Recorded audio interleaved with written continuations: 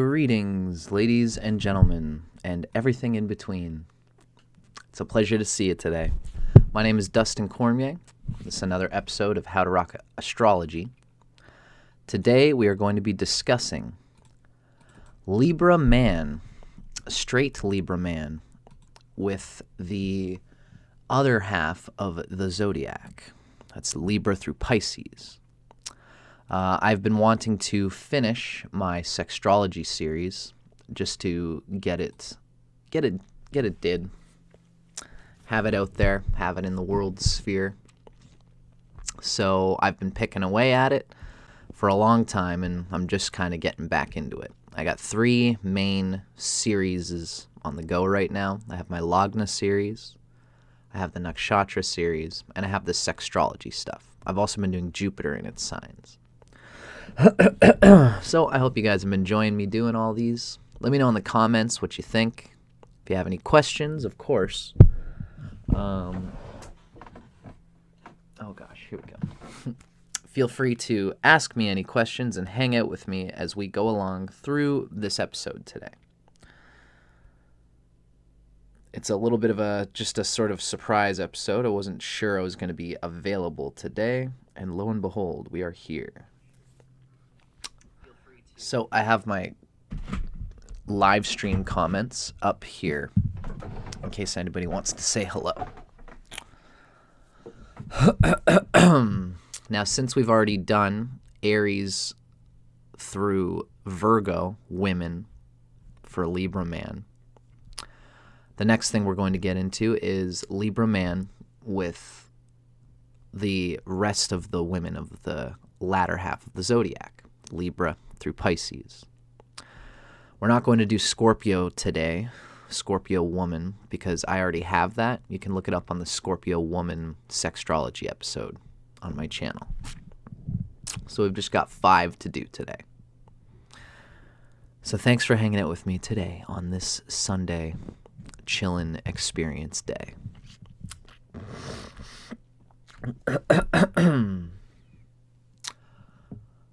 So, hello Maui Logic, nice to see ya. We might just have to get freaky today. This is Sextrology after all, and I do like to lean into the rock and roll elements of Sextrology, sex and the sexes. I'm a Scorpio man myself, and I appreciate being able to go through all of these different combinations for everybody so that they're out there for the world to see, to hear, and to enjoy. I hope everybody is feeling juicy, feeling excitable. I myself, I've recently broken up with my girlfriend that I've had for a little while. And, we still love each other. We're good friends. There's no bad blood or nothing like that. She's very sweet, and she's taught me how to love myself. So now I myself am just exploring in my own ways. I've gotten into male solo tantra. That has been really, really good for me. And I recommend it to anybody who is a person with a penis, with a dick. There's things you can look up online to explore. Giving yourself the experience of personal enjoyment. And for me, myself, I've been connecting it. I'm Venus Atmakarika. I'm very earthy. I'm very sensual. And I've been including my erotic energy in my devotional practice. Intoning Om, seeing the inner light while I'm waxing the carrot, as the old saying goes. Found a particular way to do it that's been very good for me. If anybody's ever interested in this kind of shit, I'm eventually going to be, I think I could see myself eventually becoming a tantric practitioner of sorts. Down the road, I do see that being a part of my reality. Hello, Ruby Hind. Nice to see you. Good morning. And to everybody else who's hanging out with us, welcome. Good morning. I hope everybody's feeling juicy and wonderful. So, let's start getting into it here, folks.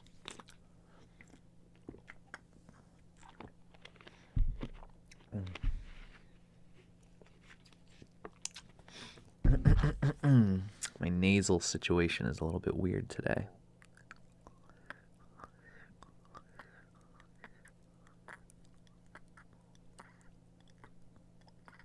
I don't know quite why, but that's okay. So, let's begin, folks. I'm glad to see Ruby Hind is feeling juicy. So we're talking about Libra Man today. Today we are going to be moving through Libra with the latter half of the zodiac women. This first one is going to be Libra Man with Libra Woman. Cool. Maui Logic is sharing their deets. So, this first episode is going to be Libra Man with Libra Woman. Libra Man is a character who is very light and airy and etheric. They have their identity, the sun, in the realm of experiencing, feeling, sensing. And Libra is, of course, Libra is the embodied dimension of the zodiac, the chakras, the energy field. Having the sun there shows that the full experience of the energy field can be something very important to Libra. Libra men can be very tantric in particular, as we know from guys like Sting and other folks who are Libra men who have led the way in being sensitive to the energy field. The energy field which we use in Tantra. So Libra man, being this way, we have to dig that the Libra man and woman both have a debilitated sun. This is a little bit more averse for the man than it is for the woman. But the sun is debilitated in either gender. The sun is our kingdom. It is our ability to abide by our own sense of kingdom, of truth, of inner authority. And when the sun is debilitated, there is obviously a little bit of chameleonism that goes on. The sun likes to be in Aries. That's where it's exalted. That's where it gains most of its strength. Now, this is a for better or worse thing, and sometimes it's a for better and for worse thing. Because if this is a man and a woman who have specific placements that the sun might be burning out, the sun being debilitated shows that its negative effects in the chart are also minimized as well. If this is a very Venusian person, if this is a very diplomatic person, this is somebody whose sun is not going to overheat and overstimulate the proceedings. And you can still have a strong sun with the sun being in Libra. There are incredible diplomats and people who have done great things for the world who have a strong sun, because the sign is not the only thing that conveys strength. You can have a strong sun and still have the sun in Libra, and you will have the ability to be very diplomatic, to read people. And Libra really lives in this sensitive energy between itself and its partner. So both people in the Libra and Libra combination tend to be abiding by this sensitivity, this etheric sense of sensitivity. And it's very interesting because you've got two of the same energy here. The suns are conjunct. The suns are probably conjunct in the composite chart too. Not necessarily, though. But when I say conjunct, I mean a Vedic conjunction, because they're both in the same sign. Even if one is 0 degrees Libra and one is 29 degrees Libra, their suns are still operating through the dispositor of Venus, which rules Libra. So these two people have the suns in the same sign. And this can be a for better and for worse situation itself. It can often be antagonistic, too much of the same energy in the relationship. Both people being very sensitive, no one taking initiative, both being very diplomatic and exploring through their diplomacy. This is a sign combination of Libra man and Libra woman, where it's like Libra especially can operate very strongly on the dynamic between the two genders. Aries sun operates on its own gender. If you're a woman, Aries, you're usually very womanly, although there's a masculinity that comes through that too. If you're an Aries man, it's especially masculine. With Libra, it's blending the two. So you have two people who are not calling for one gender or the other. They're both very sensitive and feeling and fluidly feeling the other person out. So this can make for interesting combinations. This can make for, in the positive sense, two very sensitive people. But in the negative sense, two overly sensitive people who are reading so much into what the other person wants that there's no ox pulling the cart. Neither one is the taskmaster calling the shots, moving the energy. So they can both get into a little bit of a stagnance, but they appreciate the harmonization that each other operates through. Now, the original Sextrology book gives us a little clue about Libra man with Libra woman. What we read is that these two are more aligned than most same-sign couples. A shared aesthetic is the centerpiece of their cliquey companionship. A shared aesthetic. It's like, if they both feel like, what are you wearing tonight? Well, I was thinking this. This is the reason why I'm thinking I'm wearing this. And they'll usually probably align it to time and to the situation outside of them, because that's what Libra does. It looks outside the relationship, outside of itself, to make its decisions. So it's like, what's everybody else wearing at this party that the two of us are going to? Oh, it's a ball. It's a formal thing. It's your sister's wedding. So we've both got to be dressed up nice and fancy. One person will make that call, and the other, both will be like, okay. They're going out to a party, and it's like, what should we wear? I don't know. What do you want to wear? I don't know. What do you want to wear? Well, let's just pick something. Let's see. It's spring. Maybe we'll wear some floral pastel colors that, kind of flow and match the spring season. Great. And then they'll both go from that central aesthetic, right? The scales, Libra, of both sexes push the envelope of experience. And sexually, they are both edgy and experimental. Again, very sensitive people. So let's unfold this a little bit farther. Our book calls this relationship The Light. This is Libra man with Libra woman. Let's dig into a little bit. Here we read about the chemistry between Libra man and Libra woman. There are many double Libra boy-girl couples out there, much to the consternation of mostly everyone else. These two are actually quite different from each other. Libra man being a real charmer and purposefully entertaining company that Libra woman, sorry, the grammar's a little weird here, and the Libra woman that much more contrary and judicious in her social involvement. The Libra woman is an exacting person, not at all the vacillator that the Libra man can be, and yet they share an unsurpassed idealism over which they typically bond. Okay, that makes sense.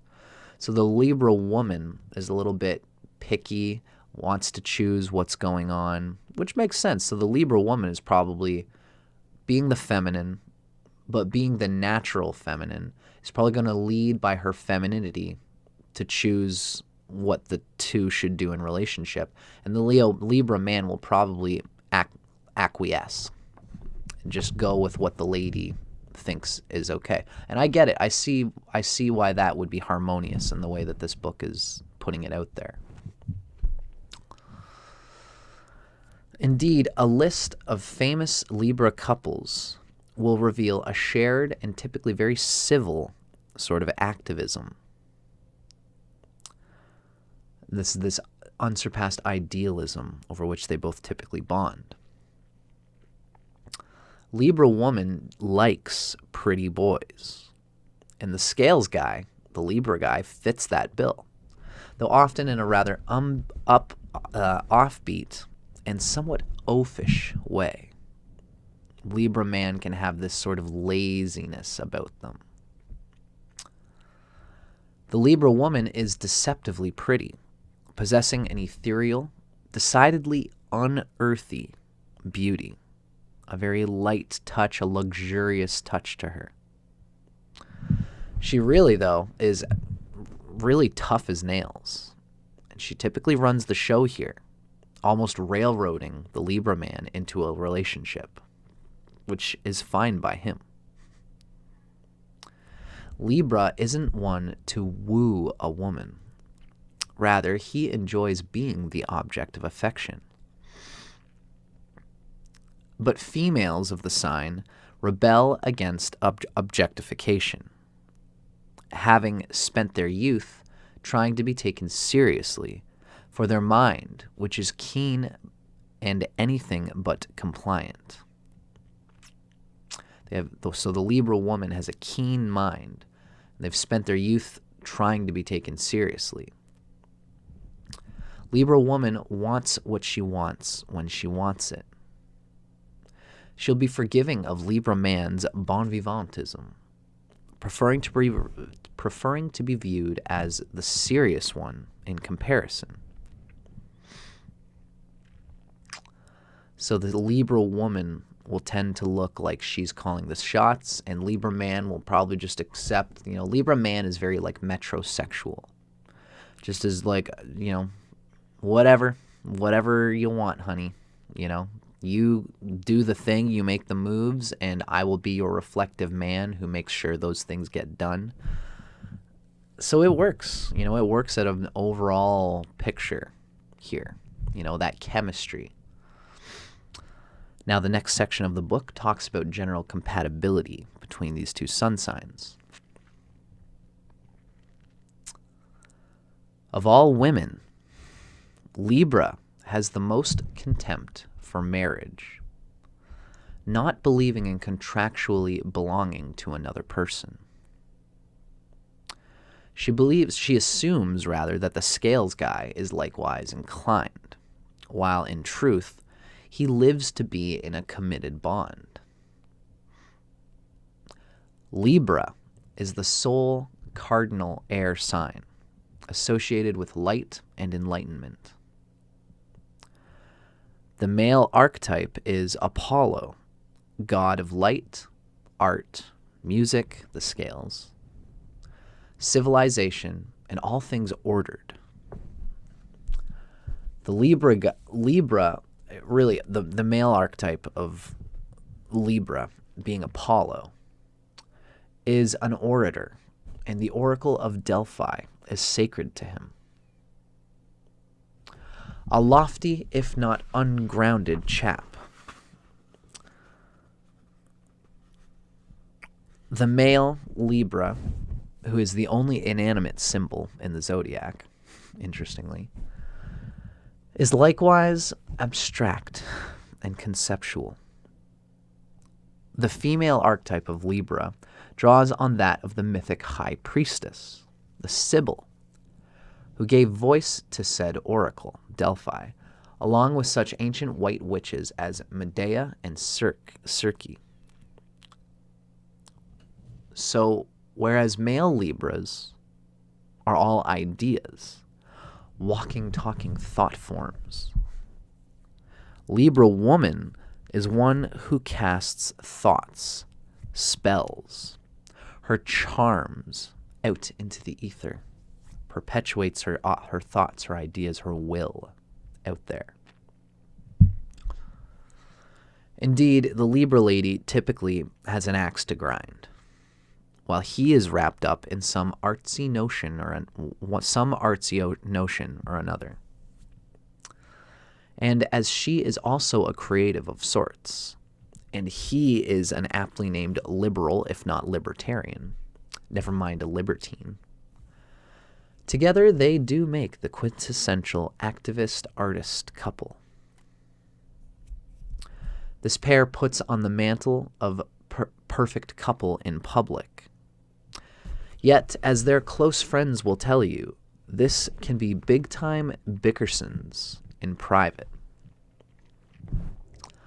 Love to them is more a principle than an emotional manifestation. And she, especially, can be cool and unfeeling. That is, until repressed feelings surface and all hell breaks loose. But the truth is that both Libras like to keep it light. So I see what this is saying. Love for the Libra people, because they're both air signs, as just strongly how air signs operate.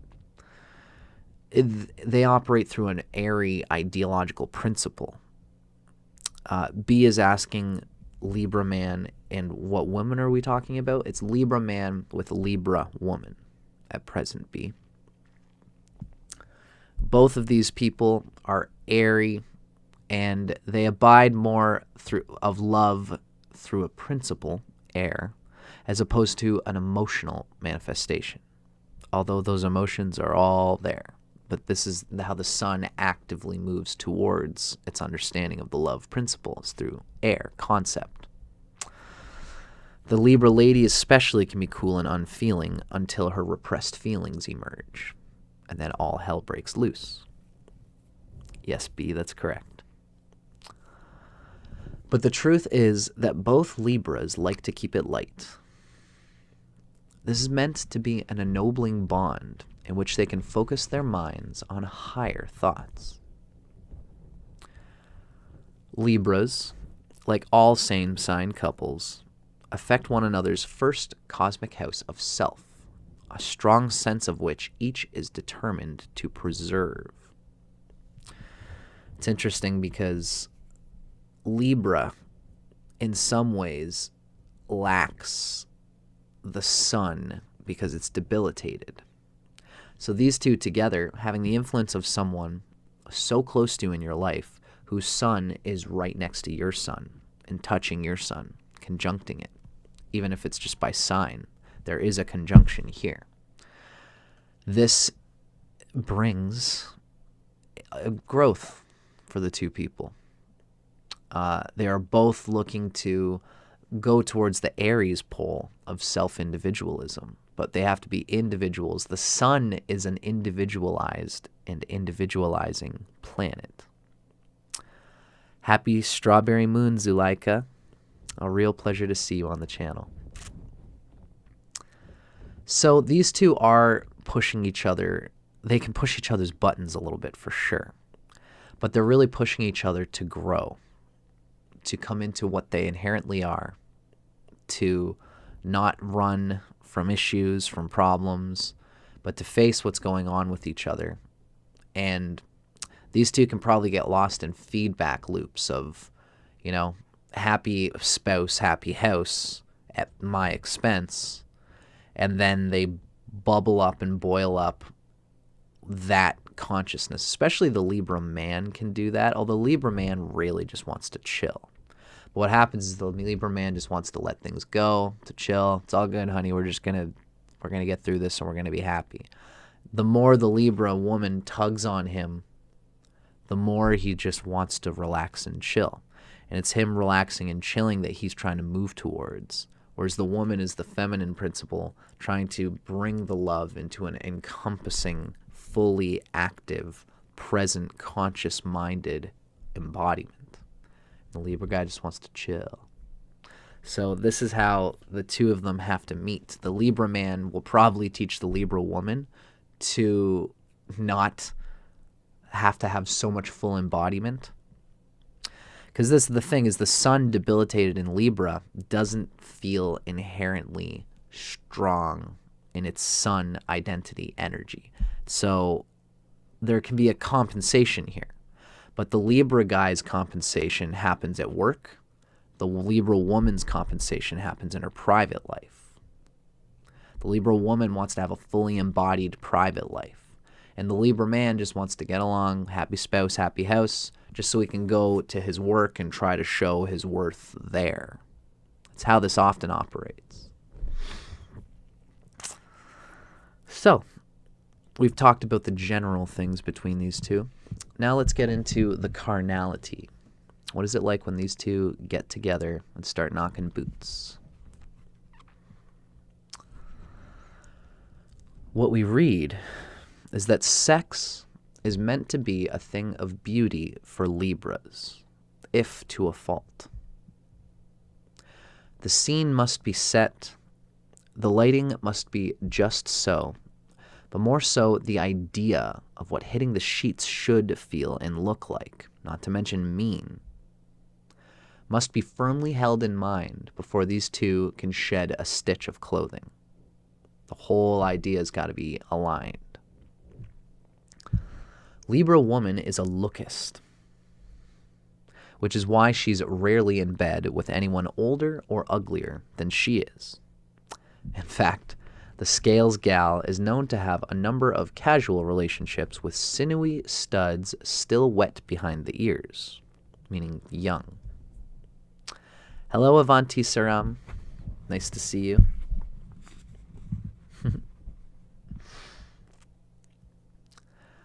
And the Libra lady, she's not unhappy as a rule. Now, Libra man isn't really one for casual relationships. So what we just read here is that the Scales girl can be known to have a number of casual, easygoing relationships with sinewy, hard, young men, is what we're kind of reading, that are still wet behind the ears, that aren't matured into a full example of what a man typically is. This is because the Libra woman likes to get her experience of, again, she's got the sun debilitated. So a full, true, embodied romance for her can be daunting. She just wants to experience her idea of what love is supposed to feel like in easy, flowing ways. Again, for the Libra woman watching this, this tends to happen especially when the Libra women are younger. Everybody matures and develops, and Libra women especially can be capable of having a mature man and getting with them. But that mature man has to happen when the Libra woman herself is finally ready, has had enough of the wet behind the ears young men, and wants to have a full relationship with somebody. Libra man represents someone who she can push to mature along with her in a funny, certain sort of way. Now, the Libra man isn't one for casual relationships. They're less cut and dry than the Libra woman is with emotions. That said, this guy tends to fall into the category of boys Libra woman will bed. Being ruled by Venus, as is the sign of Taurus, the Libra guy errs on the side of pretty. And Libras of both sexes tend to be rather androgynous in both looks and desires. Kind of switch, a bit top, a bit bottom, a bit guy, a bit girl. This is not a sexual coupling of traditional role play. In Half-Light, it might be difficult to tell these rather gender-neutral people apart when they're in the throes of a throwdown. Especially with a long-haired Libra hipster. The Scales lady lets loose her obvious desire and appreciation. Of the two, the Libra lady is the more sexually voracious, as orally giving as she is in his face about getting some, taking the top tier, 69ing, which she insists upon doing nearly every time. 69 is one of my favorites. Still, she isn't typically a swallower, not even one to receive a facial, preferring to keep a wee towel handy for quicker picker-upping. She is highly appreciative of Libra's own ability to deliver at the box, where he is likewise a mannered, never a sloppy eater. Quite civil, in fact. He has a near psychic ability to pinpoint pleasure spots, even over a span of millimeters, which he'll tongue flick in quick succession, speedily bringing the scales lady to a crushing climax with minimal effort. This is really what both are really looking here. It's the subtle, etheric aspect of sensation. Feeling one sweet little spot of sensation, instead of just diving and pounding into it, the Libra guy is taking it easy, being very sensitive to how you can build a climax, a play. And even the sensitivity for a man, for Libra guy, this is one of Libra guys' best realities. You know, when it comes to hard stamina of just rock and rolling, that can be tougher for the Libra guy. But the sensitivity, the etheric sensation of moving from one subtle sensitive point to the other. You know, Libra guy wants to know the field and then play to the advantages given in the field of a woman's body. It's not coming from his raw virility. It's his experience over time of the inherent pleasure centers of a woman's body. So he can play with strategy as opposed to, you know, he wants to work smarter, not harder when it comes to making love to a woman, which is a good, that's one of the better qualities of Libra men. You should be working smarter, not harder. Both of these Libras have a natural knack for manipulating energy during sex, which precludes a need for being physically pounded. Warming each other up like this can really do it. They will run their fingers over each other, barely touching, projecting their desire to please each other's parts in their minds, bent on eliciting the other's orgasm like a hands-on healer seeks to bring about well-being. Very Libra. Now, when it gets to the goods, sex is decidedly unanimalistic between these two, which Libra woman might secretly bemoan at times. Kink is pretty much anathema to both of these people, but erotically charged situations are not, especially in their youth. Libras may indulge bisexual leanings, and together they can send confusing signals to other couples. But the scales enjoy flirting with the idea of multiplicity to the exclusion of ever typically actually acting on it. But never say never is their motto, which is why Libra women especially likes to consider herself a free spirit. That typical free love hippie type girl really typifies the Libra woman. A menage a trois with another gorgeous androgyne girl will be more up her alley than the inclusion of another man, which might, ironically, excite Libra guy, at least insofar as his voyeuristic proclivities are concerned. In either circumstance, it could probably take a lifetime to find a third or a fourth who will pass muster.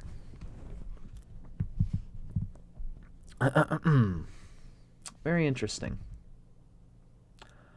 It's definitely interesting to see how these two can come together, how they're very androgynous, leading into an almost non-binary, non-genderized form of coupling in a way, which can be to a detriment at some level, what happens with these two often is that there's an impasse.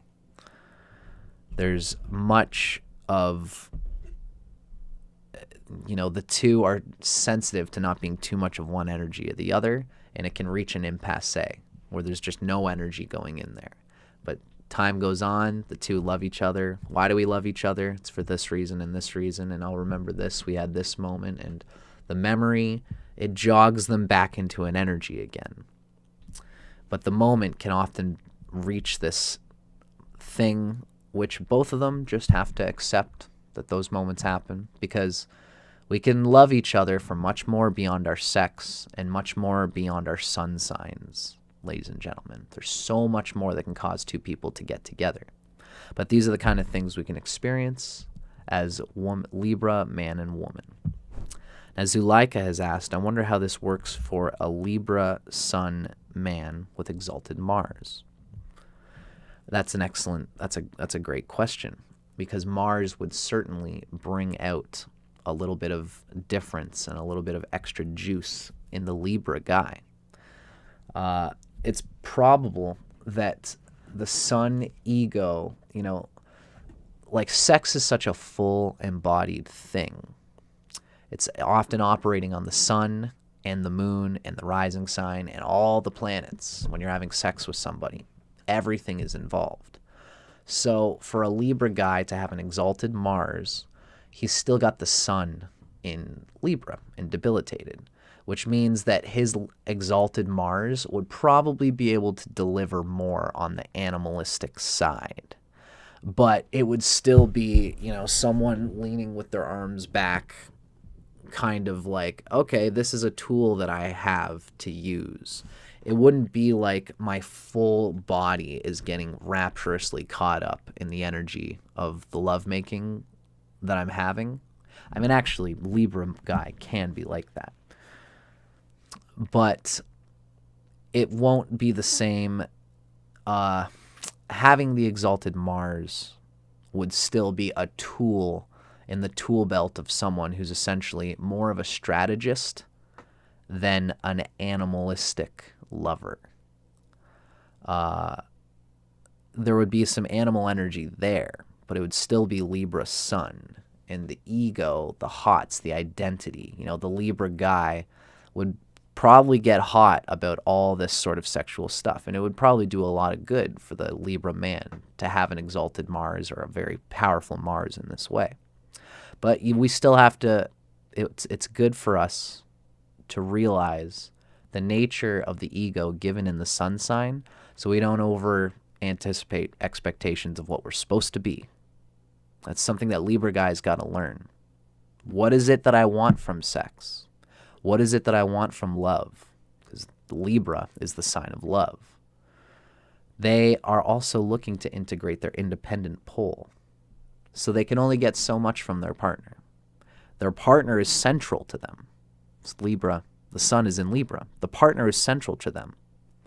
But their relationship is always a means to their divine connection to the divinity within themselves, just like it is for everybody else.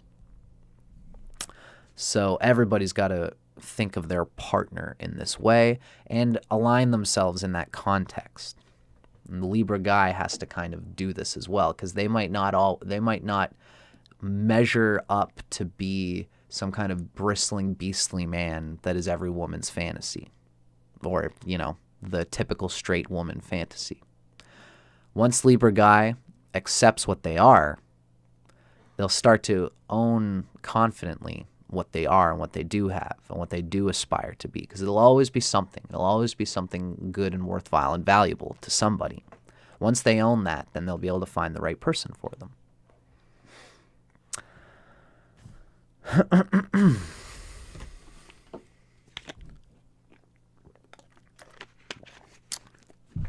So that was cool. Yeah, these videos do easily go into taking a long time.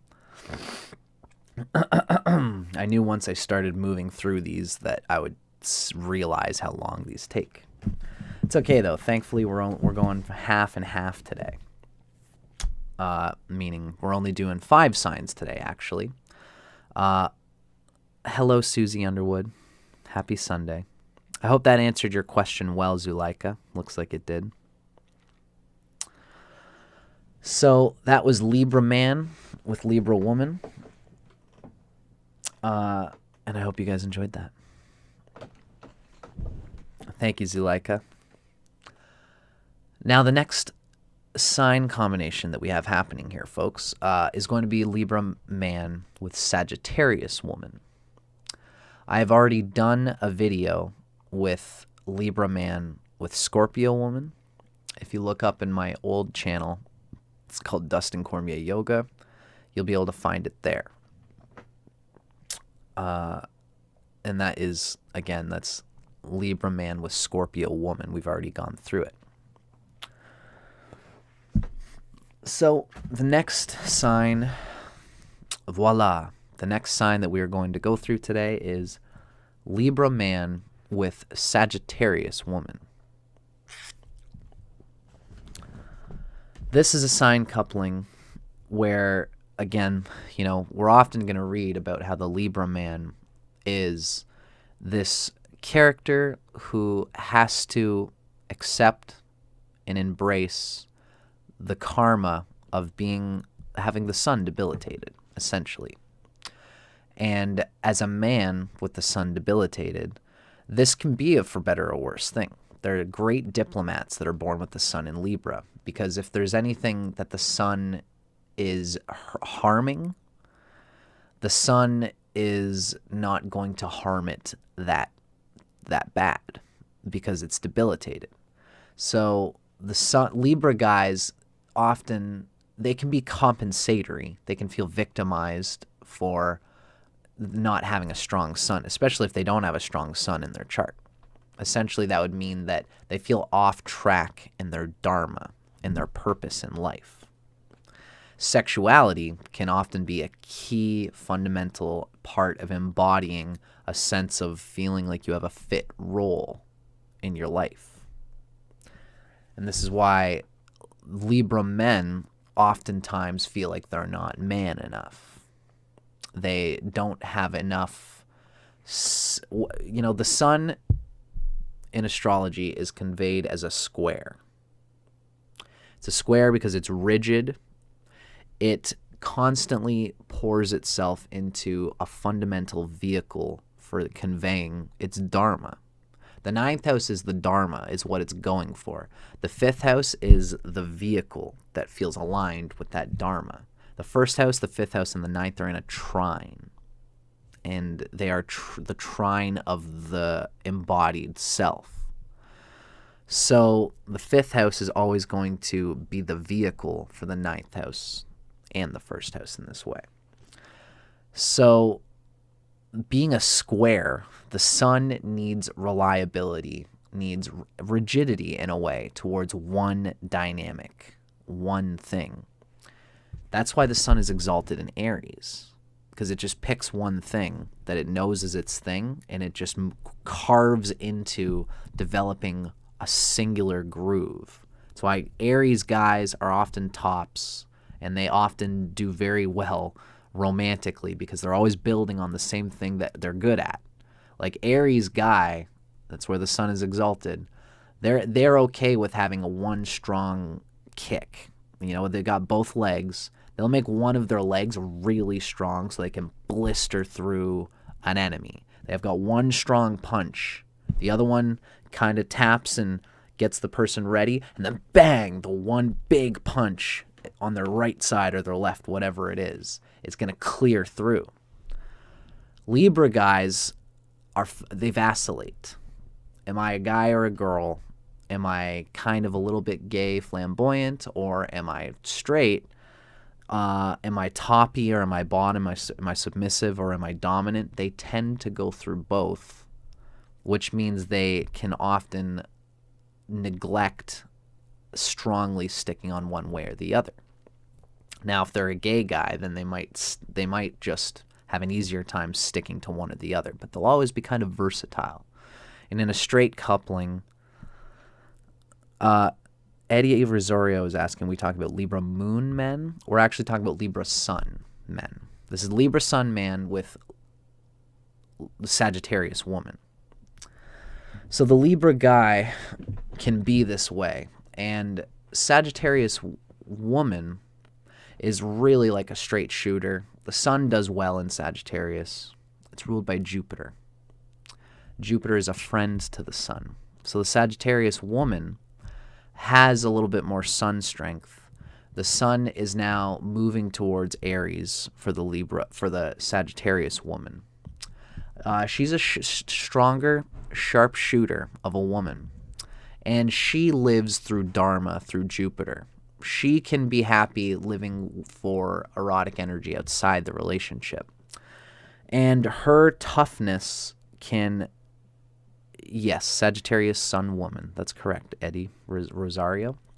We have Libra sun man with Sagittarius sun woman. That's the connection we're talking about right now. So the Sagittarius, every woman that gets with Libra guy is going to find out, they'll understand deeply the nature of the male ego through the Libra man, because the Libra man, they reflect the male ego of what the male ego wants, because Libra, they live in the archetypes of things. So the Libra man sees what a man is and tries to orient themselves to it. And it's a duality that feels awkward because, again, Aries guy doesn't think about these things. They just do it and they embody it. Libra guy thinks, okay, this is what a man is, and how do I relate to this archetype? The Sagittarius woman is going to be philosophical in a way where, I mean, ultimately, whatever reason two people love each other is going to be the reason that they're together. Then the sun sign egos are just going to help proliferate whatever love they see coming through. So let's see how Sagittarius woman operates with Libra man. All right, the first Sextrology book gives a little slice of what this relationship, of what we can expect from it. This is Libra man with Sagittarius woman. The Libra man's intellectual assets, combined with the Sagittarius woman's commercial capacities, create a powerful and profound partnership. Sagittarius woman can be such a go-getter. They're very ambitious for whatever it is that they seek and desire. The Libra man, in a way, will become the paintbrush for her imagination and palette. The Libra man is the Sagittarius woman's muse. This pair proves it's possible to have it all.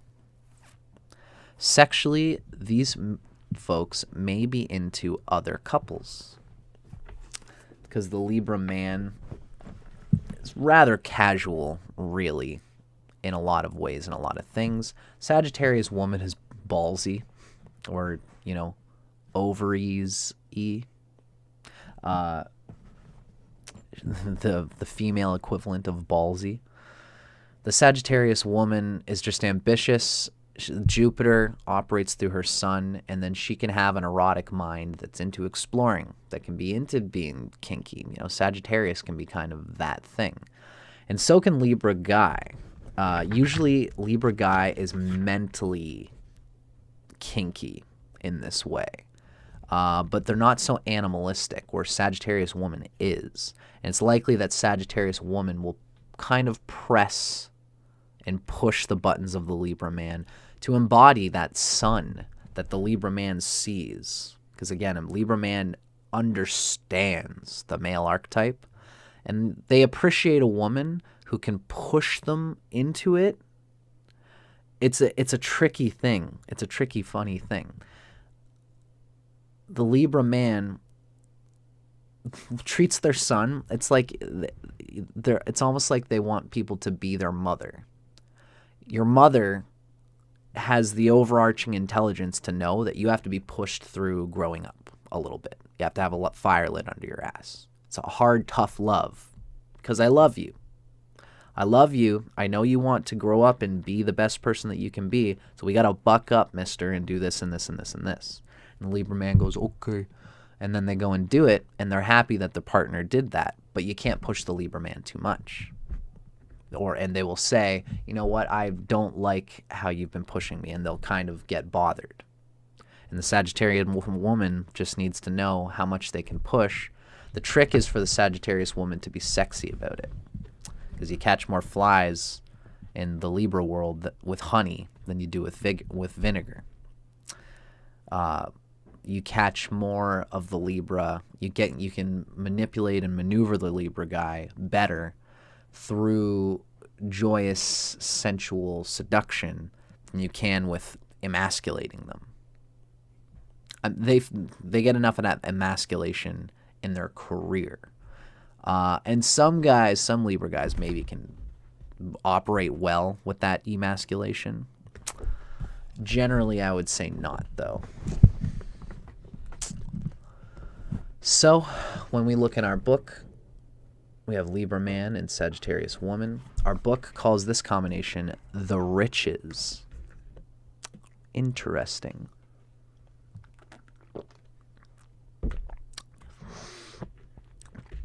Now, this is Sextrology coupling.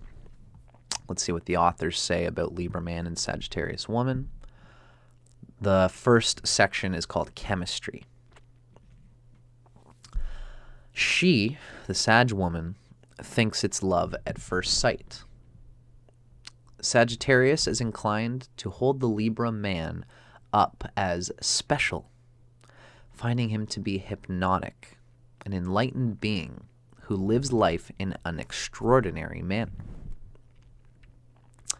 He lets her think as much, flattered by this typically powerful female who tends to be at the top of her own game. Indeed, being in a position of power over the Libra is usually part of the equation here for Sag. She's the kind of glamazon he might only ever dream would have a crush on him, but she readily forms one.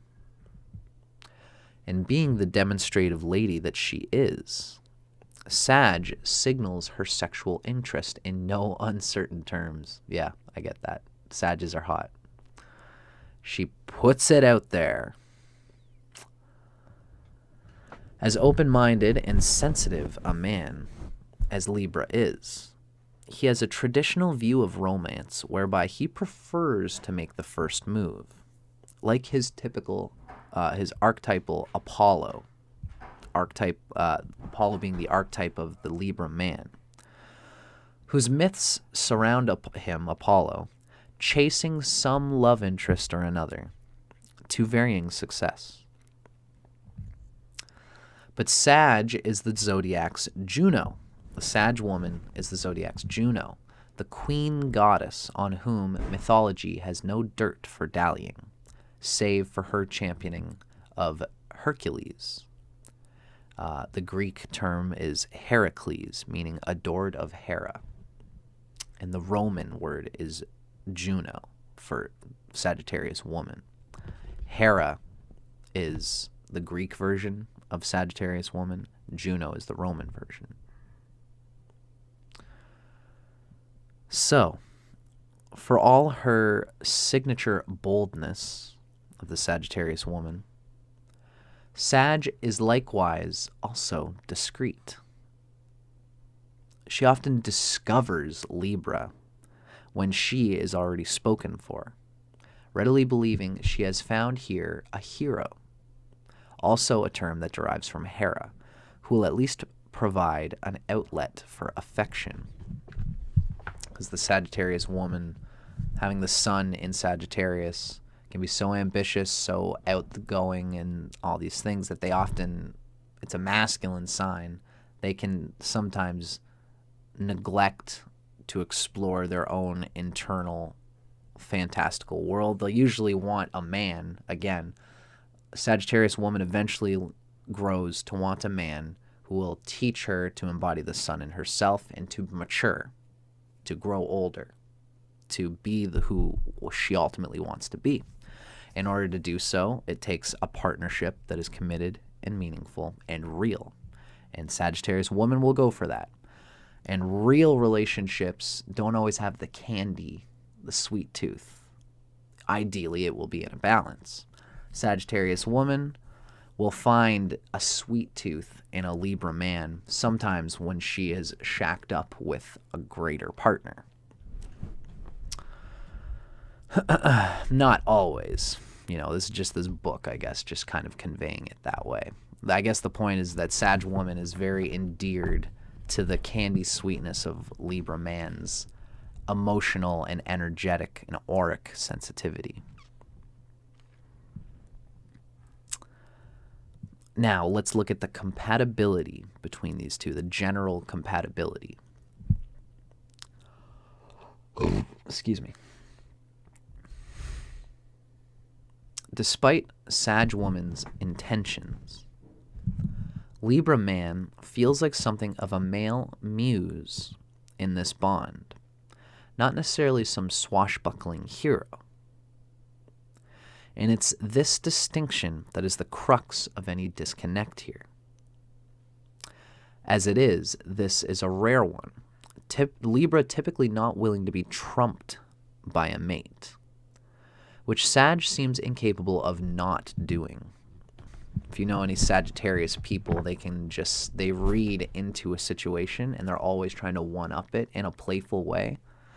And the Libra guy, again, Libra guy can be sensitive to compensation, to feeling like they're being, cucked or put into like a lower, emasculating male position. And the Sag lady will probably do it in a playful way. And Libra will appreciate it if it's playful, as long as it doesn't get too real.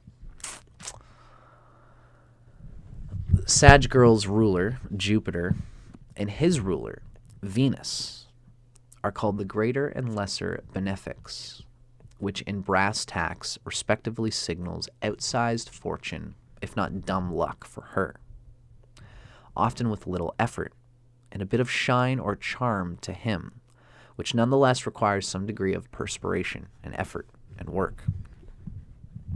These two are ruled by the two benefics, Venus and Jupiter, although in Vedic astrology we often convey this as not necessarily being a good thing. The candy tooth, the sweetness of the Venus in the Libra man will often sap or reduce the true growth that the Sag woman deeply desires to climb within herself towards. Unless this Libra man has a strong sun and other things are operating that can cause the Sag woman to grow. Because remember, this is just the sun signs. The sun signs only have so much to do with the interplay of two people. But this is sort of a thing here. The Libra man's candy nature making the Sag woman sated by material pleasure and the niceness and the kindness of the Libra guy at the expense of pushing herself towards the goals that she deeply wants in her soul. This can happen. So what we read is that often the Sag girl can actually be more quote-unquote successful, lucking herself into situations one after another, moving by leaps and bounds. While perhaps the more vrai artiste, Libra, has his suffering punctuated by his fair share of fun. Together, these two have a capacity to party or otherwise celebrate life, making themselves the center of attention. They're both leaning into the latter end of the zodiac, which can be, in a lot of ways, about the end of the day. Libra is this, it signals the latter part of the day. We've finished working. Now what are we doing now that we're at home and doing what we want to really do in life? Libra, works in order to live. They don't live in order to work. And Sag girl is also like this. These two can be real party goers, and they can host parties and this kind of thing. This can be a real connection point for them. The Sag girl can express symptoms of patronage, but like Hera with her namesake hero, Hercules, the Sag girl thereby puts a man through his paces, his labors, and Libra is not one to make bargains or to be put on any kind of program. Sagittarius rules Libra's cosmic third house of expression, communication, and interaction and marketing. She's naturally inclined to offer her assistance in getting out there whatever messages he's trying to deliver, whatever he's trying to do. Only she has a tendency to edit, style, or, to his mind, interfere or tamper with his message. So this is an area on which they must communicate and sort out, as Sag, for all her overzealousness, has best intentions. I've seen that energy before. She has her best intentions at heart, and with all her energy just puts energy into, look, I'm just trying to do this thing for I've got all this energy and I'm trying to help. And that's, ultimately that is a good thing. But I think the Libra guy can see it as getting her hand into his dealings. A lot of men wouldn't care about that because their dealings are so inherent inside themselves. But the Libra is like a chameleon. They're a paintbrush for someone else's palette. So when the Sag girl says, okay, so is this what we should be doing? The Libra man is, he wants more time to digest it for himself. And Sag girl is reflective and wants to put out what is put out. So she produces his confusion more loudly, which can be frustrating for both of them. Now, Libra, in turn, governs the 11th house of the Sagittarius girl. It's the house of mass communication and all such universal or shared human experience. This makes her, the Sagittarius girl, so sure that Libra has the ability to make a global impact if and only ...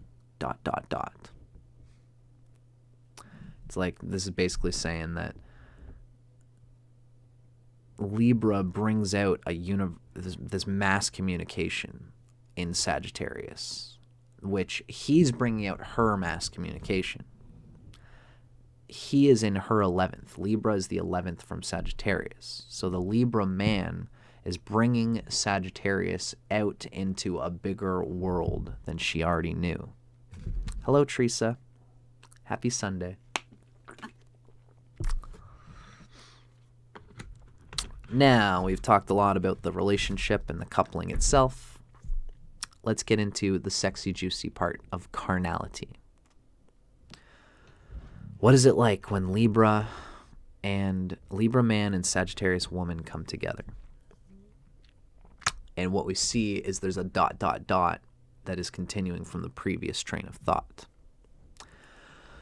So the previous train of thought is that the Libra man has his sun in the 11th from the Sagittarius woman. And she is so sure that Libra has the ability to make a global impact. If only the Libra guy would follow Sag's instructions, she feels he would be the most empowered version of himself. She, the Sag, is predisposed to seeing those she loves in their best possible light. And the luminous Libra seems worthy of guru status if only he would embrace it. But like his twinkling twilight ruler, that evening star Venus, he doesn't necessarily want to burn so brightly all the time, or in general. We know Libra as the morning and evening star can be the brightest object in the sky sometimes, aside from the luminaries, the sun and the moon. Libra can be maddeningly bright in those moments where it's the leader of all humanity. And Libra has those moments. It's just that because they spend so much time seeing it, Libra doesn't spend enough time embodying it because so much of their energy goes into seeing it. They are geniuses in this way, but they don't embody their genius often because the sun is debilitated. The Libra guy prefers to keep his light at least partly under wraps, as his Libra symbol recalling the setting sun suggests, if you've ever seen the symbol for Libra, right? It's this tiny little thing here. It looks like the setting sun is going underneath the horizon. And unfortunately for Libra, who thought he had great expectations, this dynamic follows him into the bedroom, where he feels like an above-average student who forgot his homework, being faced with an exuberant teacher waiting to be impressed. It simply can be too much pressure. Still hot, though. That was a hot image. Funny, I bet these two can get into role play stuff like that, for sure. Funny that the third house is also the house of early education. And Libra does not like to feel as if he's remedial in the romance department. So as not to disappoint the Sagittarius, who heaped her hopes on him, perhaps from the first date, Libra man often demurs for fear of not only not delivering at the proverbial box, but because he often can't easily imagine a lifelong bond with so full-on a female. Freedom is crucial to the Libra guy, but this is where she, the Sagittarius, feels misunderstood. The sign of Sagittarius invented freedom, something for which she has an Epicurean taste. And she assigns Libra, in her mind, to be someone with whom she can really let go and let live.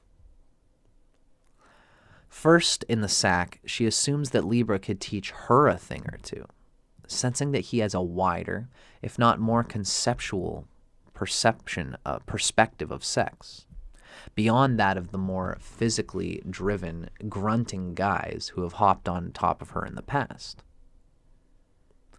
The irony is, she isn't seeking to be wowed in that manner, as Libra might suspect.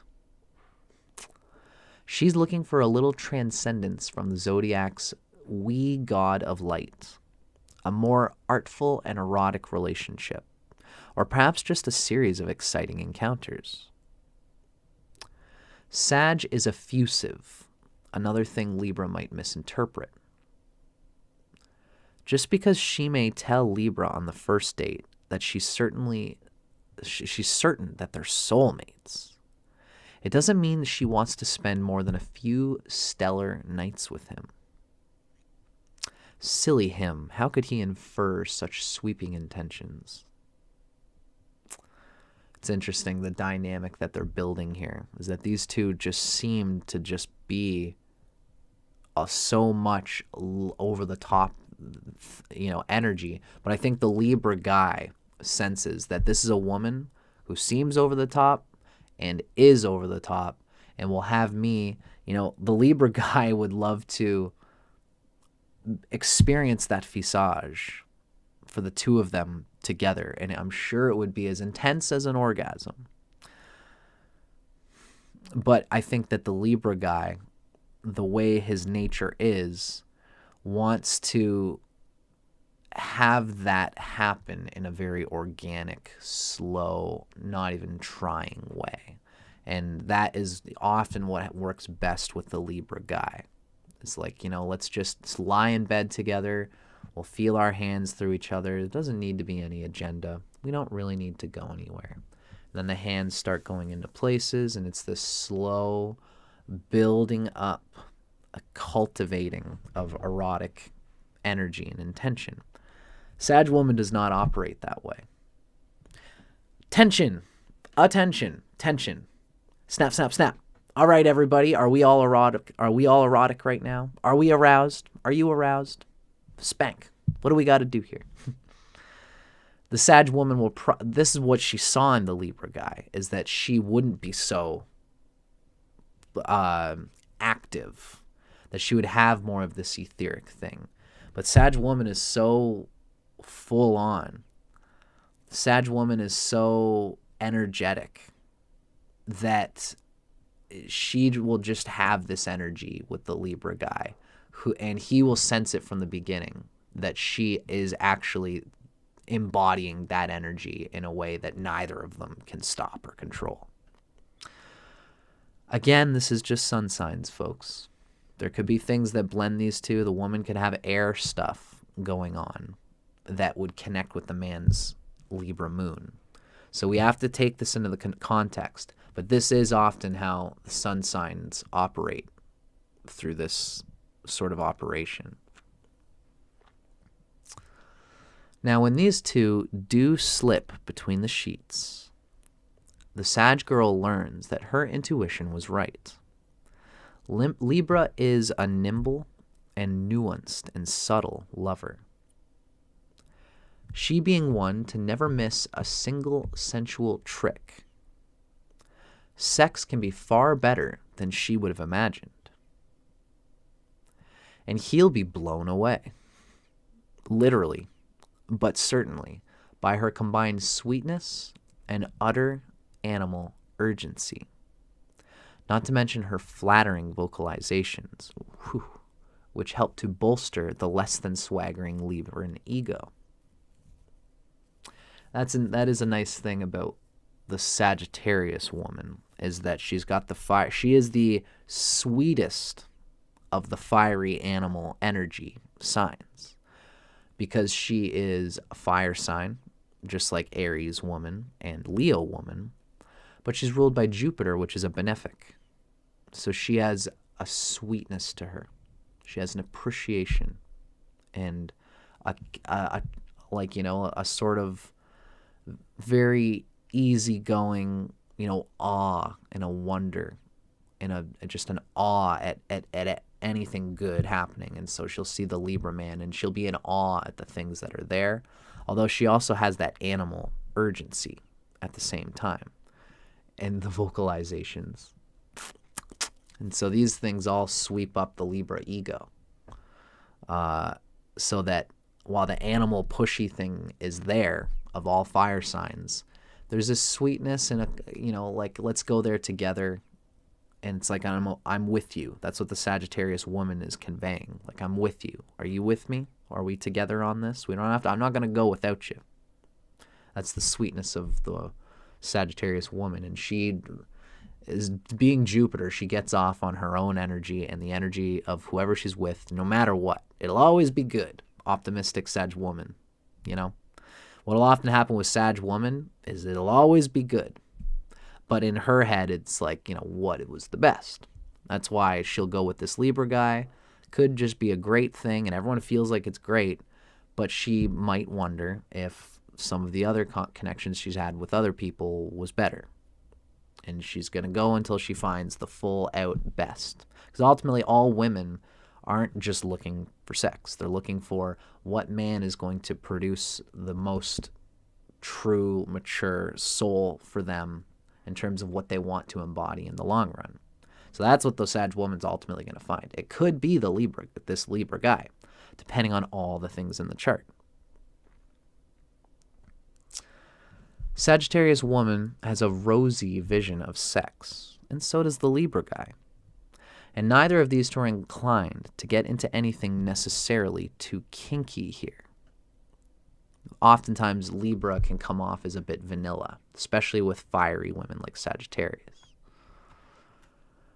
Sagittarius loves to show off, and he laps it up, again, literally, while appreciation to the even-Steven Libran must be exactly reciprocal. Theirs is a mutual, if fleeting, admiration society. Very interesting. I totally get that. A mutual admiration society. Oh, you did that so well. Oh, when you did that thing with your tongue, but that was nothing compared to like that one moment when you had your legs open. These two are gassing each other up, which is, it's nice and it can be beautiful in its own way. Although rosy is probably a good word, because this can build into rose-colored glasses type stuff. And it can probably be hard for these people to come down to earth and be real with each other, especially when it comes to the erotic and anything that the two, that can be good for the Libra guy in the long run, is to have someone gas them up, because the Libra guy's ego needs to be in that. Sometimes the two of them are aware that it's like, two tired actors that need to drink alcohol in order to get back into their zone and back into the flow of things.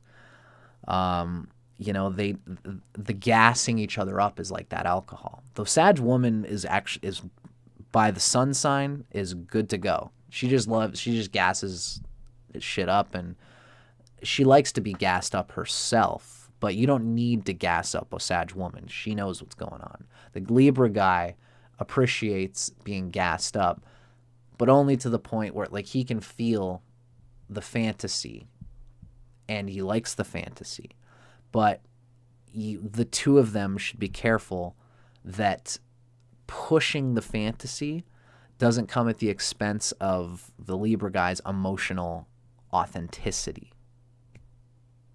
There will be times where the Libra guy just wants to come down to earth and not necessarily be so gassed up between the two of them that he lives in a world of fantastic expectation of himself that he feels nervous to keep embodying and sustaining. Libra guys don't like that.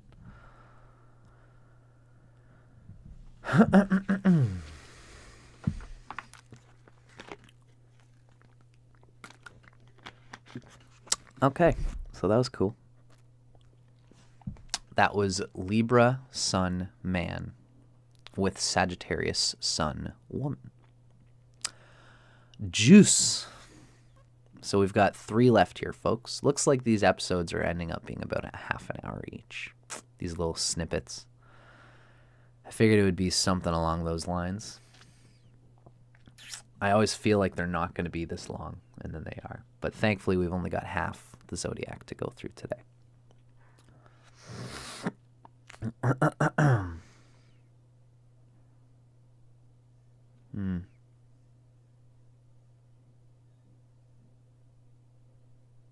Darn, too bad, Teresa. Jupiter and Venus together can be tough. So Zuleika, we did skip Scorpio. The reason is because, to give everybody short thrift, in these episodes, I am building, I'm going to re-release all these episodes. I want them to be little individual snippets instead of these long episodes. Now, Scorpio woman with Libra man, I've already done in another episode. If you look up Dustin Cormier Yoga, Scorpio woman, Sextrology, you'll find Scorpio woman with all the 12 guys of the zodiac. And you can find the combination of Libra man and Scorpio woman there. So that's the reason why we didn't do it in this video. Because I've done a lot of these episodes, and I don't want to double up if I don't have to. I want to go through them all, and while we're live, we're doing the interplay and we're having fun. But eventually, I want all of these episodes out there cataloged on my channel. So that's what's going to be happening eventually. Thank you for asking. I appreciate but I got Sagittarius moon. I fucking miss shit sometimes. Flying by the seat of my pants here. And what's inside them. That one was interesting. There was some juiciness there. Now, let's keep moving here, folks. The next sign combination we're going to move towards here is Libra man with Capricorn woman. That is what is going to be coming up next. Our book calls these two in combination the Dynasty. Very interesting. There's a mutual building that's kind of going on, and these two are, of course, square to each other. It's interesting that for Libra, Capricorn is the 4th house from Libra. So the Capricorn woman, Libra people often find that their mothers are hard. That's because they have Capricorn on the 4th house. Capricorn woman often can probably feel herself being a little bit like a hard mother to the Libra man. And as we've said in other episodes, the Libra man kind of needs this a little bit. The Libra man, because the sun is debilitated for Libra man, the Libra man envisions the archetypes that they're living through, for better and for worse. It's part of the genius that they have. They have a full vision of their energy field. They have an etheric vision of the soul. But they're so aware of it. They objectify it. They objectify the soul. They objectify what they're trying to grow through in their life. And because it's objectified, they are looking at it. The reality, though, is that we are all actually living through it. This is one of the reasons why the sun is exalted in Aries, because Aries doesn't think about it. They just move through it. Libra can get stumped by the dauntingness of, like, you know, if there's a challenge, if there's a daunting objective that the Libra that any person has to deal with, Aries is like, okay, this is it. All right, I'm not going to think about it. What do I have to do to take it over? What tools do I need? What's the strategy? And once I know all that, I have everything I need, I'm just going to apply myself to it. I'm going to build the strength of being able to get through obstructions like this. Libra guy has to psych himself up. They get all the tools, they get the strategy, and they especially learn the hell out of the strategy. They learn every which way about it. They ask their friends about it. You know, how would you do this? How would you deal with this problem?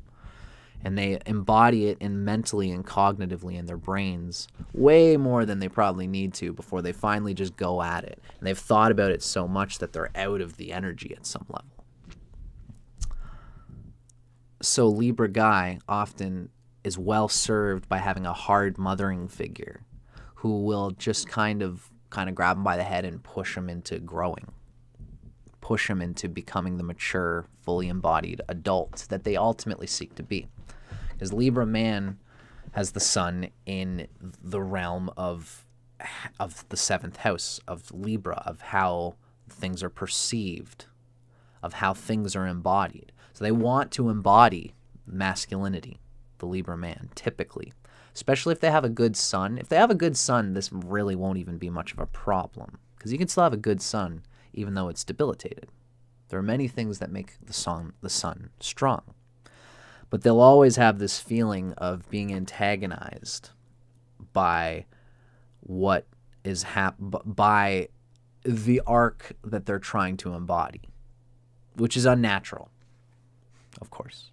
A lion doesn't think about being a lion. It just does the lion thing, and there's no thought process obstructing that.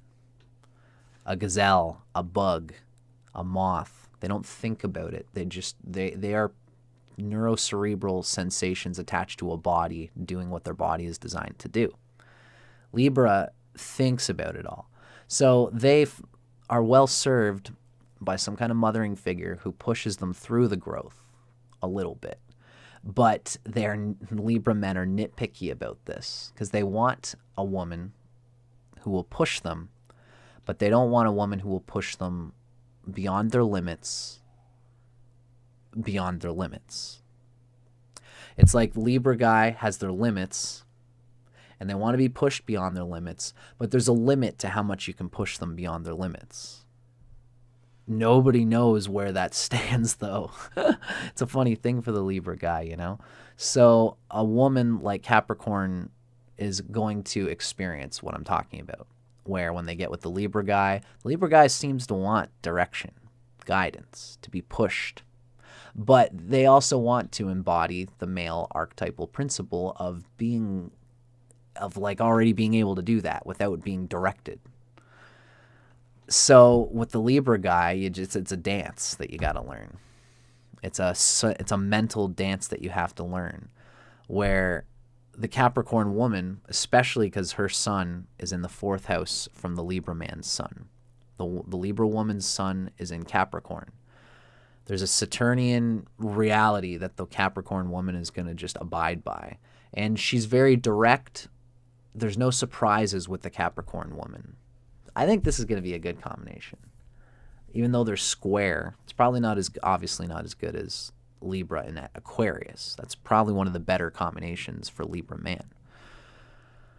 The Capricorn woman is Saturn. She's just going to push. She's probably going to be a little bit more real than Libra wants. But at least Libra won't be left with any surprises. It's like she is going to push me to be my best. She's going to push me to do this and this and that thing.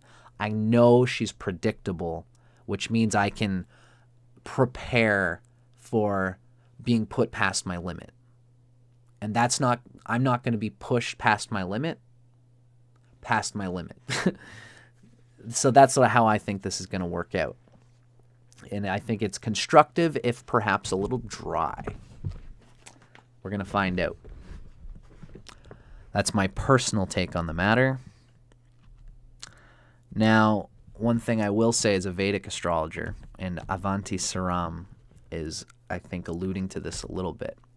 The Libra man is ruled by Venus, which is easygoing, very psychosensitive, and not necessarily earthy, but certainly cerebral and etheric. And the Capricorn woman is ruled by Saturn. And both of these rule earth and air signs. Taurus, Capricorn. Earth, earth. Then Libra and Aquarius are both air. So these people are ruled by the same grouping, and there's a positive shared consciousness there. They're earthy people. They're practical as well. They want to get all the things done and dealt with, have a nice house, have all the functional things dealt with so that they can play. Because both of these are leaning towards the end of the zodiac as well. Libra and Capricorn are past 6 p.m. in the day cycle. So all the work is done. We've been studious and industrious all day. Now we can kind of chill out and kind of party and hang out. Capricorns actually love hanging out and partying and having get-togethers with people.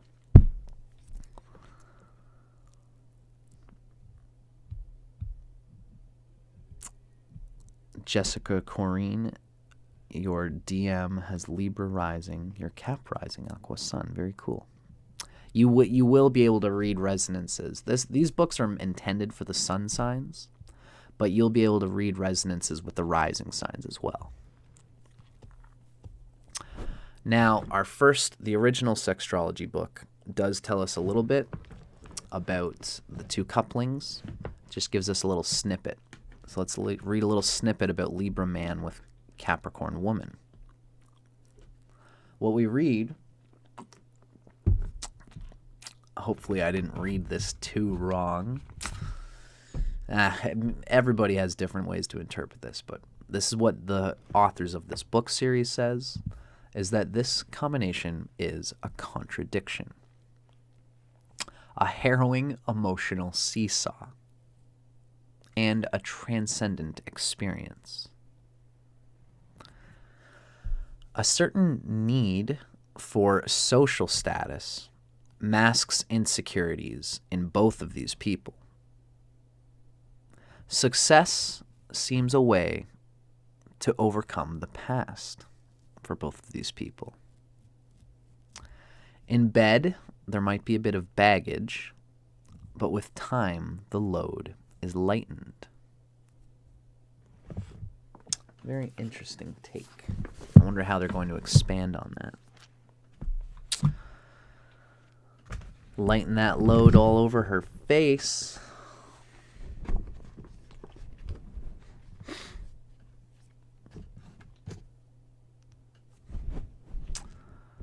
So we are going to unfold what is happening in this coupling, ladies and gentlemen. Sextrology, the strict Sextrology coupling book calls this combination the dynasty. which is very interesting because we've already read that these two can have some subtle social insecurities. So we're going to see exactly how this unfolds, because these two have some level of you guys, that's funny. Zuleika says my Sag moon jumped out. That's exactly what just happened. These two, it's interesting that the book calls these two a dynasty, because I think it seems to me that these two are going to build, I think they're both very concerned with what they're developing together socially. And the Capricorn woman wants to be regarded as triumphing over her own past, over her own limitations. And I think the Libra man is probably going to be, again, as we often say for Libra man, a paintbrush for the vision of the Capricorn woman's way of carrying them both in a powerful way past their limitations, so that they're regarded as doing many things socially, activism-wise, for the people around them. And when they get together in bed, they are the couple that they are. And it's probably a very sensuous, perhaps vanilla. I don't want to call too much on it. Let's get rolling here and see what the book says.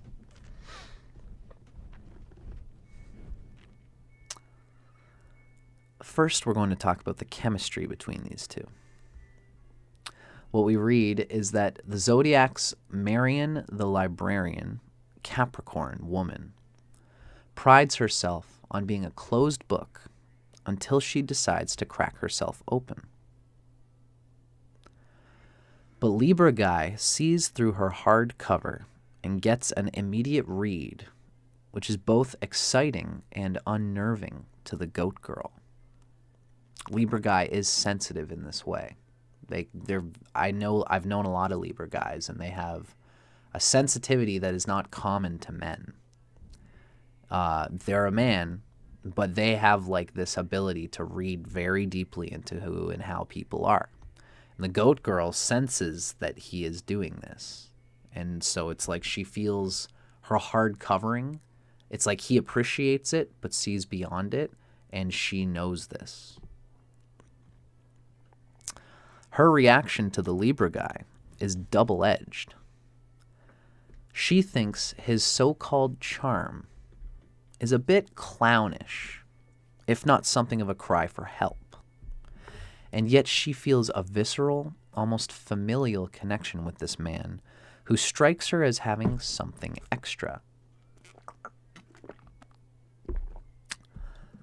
A problem tummy area notwithstanding, Libra does have a certain shine to his mind, as if he knows something that we don't know. Besides being attracted to her signature stately beauty, Libra sees such inalienable goodness in the Capricorn, and yet she has a sophistication that allows her a certain measure of controlled decadence. That librarian has to let loose her bun and lose the glasses every so often. I love Capricorn women. It's probably one of my favorites. This librarian thing is turning me on. It's just something about the Capricorn that is so, like, I got Rahu and Neptune and Uranus in Capricorn. And there's just something about it that's so prim and proper. And it's like they're shaking at the nerve with how proper they're trying to be. And when you are a man and you come up to that, they're trying to hold that, but they can't because internally they are a human that is not as rock hard as what they're putting out. I find that's just so hot. And this book always plays on the same fantasy that I got in my head. That librarian has to let loose her bun and lose the glasses every so often. The Capricorn girl is attracted to mover shakers, and yet is most protective of her own independence. Zuleika says, like, who doesn't want to have sex in a library? I mean, like, the books, the smell of the books, that, like, nice lighting. I'm so there with you. The bookshop vibe, hell yeah.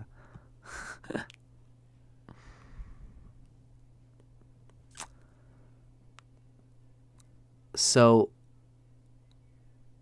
Capricorn girl is attracted to mover shakers, and yet is most protective of her own independence. With Libra guy, Capricorn woman feels she might experience the best of both worlds. A bit of a mover shaker, yet having her own independence, her chillness, no pressure to be anything different. Libra is a lover of women, and although chivalrous, he's rarely chauvinistic. And he, too, wants a love bond that won't tie him down too tightly. He sees in the Capricorn woman an unclingy soul, her own independence, and on her own path, with whom he can stroll into the future hand in hand. That's sweet. This is how I read this.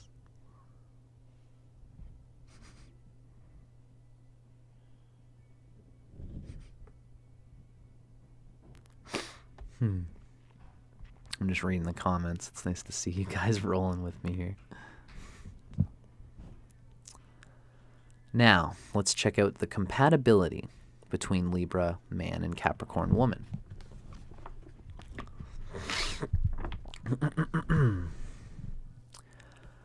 Libra sees the Capricorn girl in her best light, to extend the metaphor, behind the chignon and specs. More than that, the Libra guy sees latent talents in the Capricorn girl that she may have never brought to light for one reason or another. We're going to find that the Libra guy is, of course, in the 10th house from the Capricorn woman. Libra is the zodiac's Apollo, the god of light. And the Scales guy especially wants to help Capricorn free herself of lifelong burdens. The Saturn-ruled Capricorn is the female equivalent of that golden age god Rhea, being the wife of Saturn. The Greek word for Saturn is Cronus, from whose name is derived the word crony. Oh, I see. Sorry. So Rhea, the Greek word for Rhea is Cronus. And this is where we get the word crony. Indeed, the old goat girl, Rhea, taking the form of a goat, Almathea, to nurse her son Zeus from that original Capricorn, that goat horn of plenty, is likewise an uber-nurturing individual who specifically fosters divinity and spirituality in others. This is Rhea, the feminine, the woman Capricorn archetype. And feelings being mutual here, Cap girl sees in the Libra guy a deeper, more profound aspect of his person behind the charm or intellect that might be most in need of salvation. Cap girl rules Libra's cosmic 4th house of private life, both the home that one comes from and the home that one creates for oneself. It is also called the house of endings, as it signals new life and recreation. It's the 4th house. So indeed, Libra sees in Capricorn the opportunity to erase the past with its all too human suffering, and to embark on a fresh start towards a life of their own prescription. So what do we want to be? What is the life that we want to live? In turn, Libra guy rules Capricorn's 10th house of public appearances and social and professional status. The Capricorn girl is going to get into the deepest heart of the Libra guy in a way, and the Libra guy is going to bring out the best possible, a strong embodiment for the Capricorn woman, which is really indeed what women, in a lot of ways, women are attracted to the sun. And the sun is the cream of all of the embodied planets in the chart. So the sun resonates at a level with the 10th house, with the achievement of what all of the planets mean, of what the whole person is. The Capricorn woman will find that the Libra guy is pulling from the top of her head to just grow and to mature and to advance into who she really wants herself to be. And this is ultimately, what women really want. It's not just the sexual connection. It's to grow into what the seed of their heart's truth deeply is. And the scales guy has this sensitivity to all souls, but particularly can not push, but just by what Libra is, they encourage a perfectionism. And it's this perfectionism heralded by patient awareness.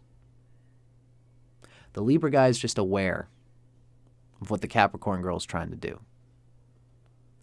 They're just aware, but they're not pushy in that awareness. They just look. And the Capricorn girl says, yeah, I know, honey. Don't say it, I know. Libra guy said, I'm not saying anything. And the Capricorn girl just senses through his reflection what she should be doing. And that's exactly how she likes it. She's not being pushed. There's just awareness. It's exactly what Saturn likes. Aquarius is the airy, embodied version of what Capricorn is doing. Capricorn is moving towards Aquarius, and Libra, in a way, is like bringing out a similar thing. The scales guy seeks to foster increased Capricorn woman confidence. So she'll take her rightful place or places in the spotlight, if not become a renowned player on some world stage or another. This is like, behind every strong man, there's a strong woman. And behind every strong Capricorn woman, there's a Libra man. The Libra guy can't help but draw her out into the open, just as she endeavors to help him cultivate inner awareness and understanding and resources. This often entails going in, soul searching, recharging batteries, and thus being equipped for the long haul. Very interesting. I do see these two having a good combination going on here in terms of overall soul picture. Mind you, as I always say, this is just the sun signs. But how these sun signs operate, I think, seems to be a pretty good vibe going on here.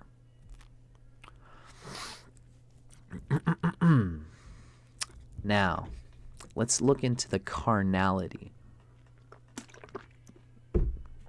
This is the sexual, juicy happenings when the Libra guy and the Capricorn girl finally bring things together into the physical, into the bedroom, into the juice. So, what we read is, living so much in his head as Libra does, the Libra guy all too easily ignores the other metaphysical bits of himself. Like his body, for starters, his emotions, which he battles for control of his being, and his so-called spirituality, that is to say, the purely energetic, animating element of his selfhood. So he often ignores these other metaphysical bits of his self, his body, his emotions, and his spirit that he's trying to grow into as well. He's aware of it, but it's hard for him to embody it. Putting himself out there on the mental plane can simply become quite draining. Now, on the flip side, Capricorn girl can hold too much in and thus become blocked, mentally and creatively, and even physically in various manifestations. In the bedroom, these dynamics may be most apparent. And yet sex itself provides a pleasurable forum for confronting and transcending certain issues that, in this setting, manifest quite literally and figuratively echo through the corridors of their total life experience. Wow, this is great writing. It's an embodied way for them to move through the entanglements of their preconceptions of their lacking transcendence. They can embody it, and they just having their limbs and their bodies and their minds and their voices merging together. They climb on top of each other and they climb on top of themselves and get past it. Yes, Teresa, this is intended typically for the sun signs, although you can read into rising signs and moon signs as well, but this is intended for the sun signs.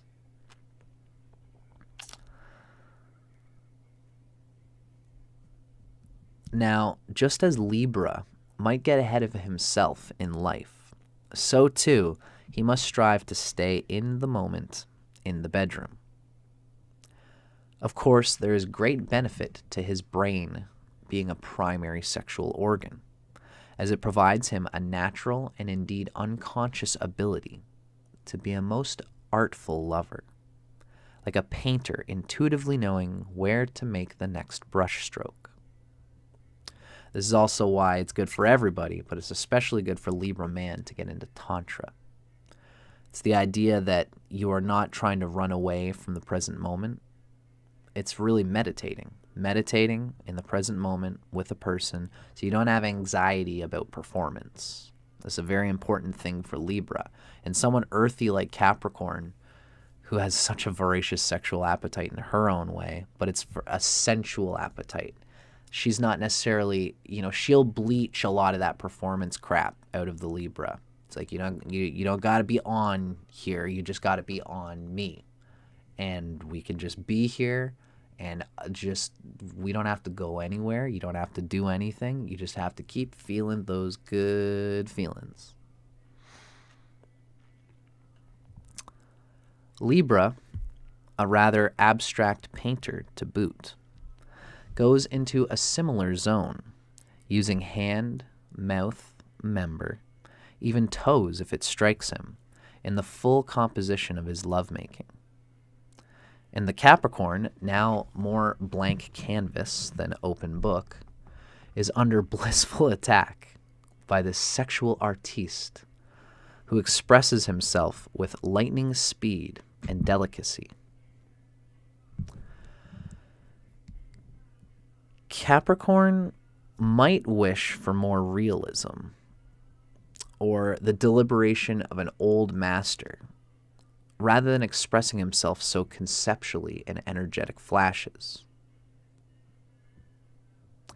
But she learns to appreciate the style and energy of the Libran lover, just as she increasingly adores these things about the man in life, letting his spontaneous and prolific personality rub off on her in most beneficial ways. I see. It's like she herself is that old master and likes to have a plan, likes to have a program, likes to build on it in a way. Libra is much more heart-centric and just open to the spontaneity of my body's in this position right now, and this is what this particular position is bringing out of me right now. She learns a little bit of spontaneity from this tantric way that Libra is. Now, on the flip side, the sexual persona that is Capricorn, characterized by a more meditative and ultimately more monumental experience of the act, has a mellowing and, moreover, a manifestational effect on Libra. He realizes he need not solely be an instrument for pleasure. The scales are the only inanimate sign in the zodiac, let's remember that. The Libra man often feels like a dildo. We read about it in much of the literature talking about the sexual psyche of Libra man. He's an inanimate object. That's his symbol, and he often can feel that way. Now, with this Capricorn woman, he doesn't need to solely be an instrument for pleasure, but rather he can seek out his own as well, especially because the Capricorn woman just is in his 4th house. What are you feeling?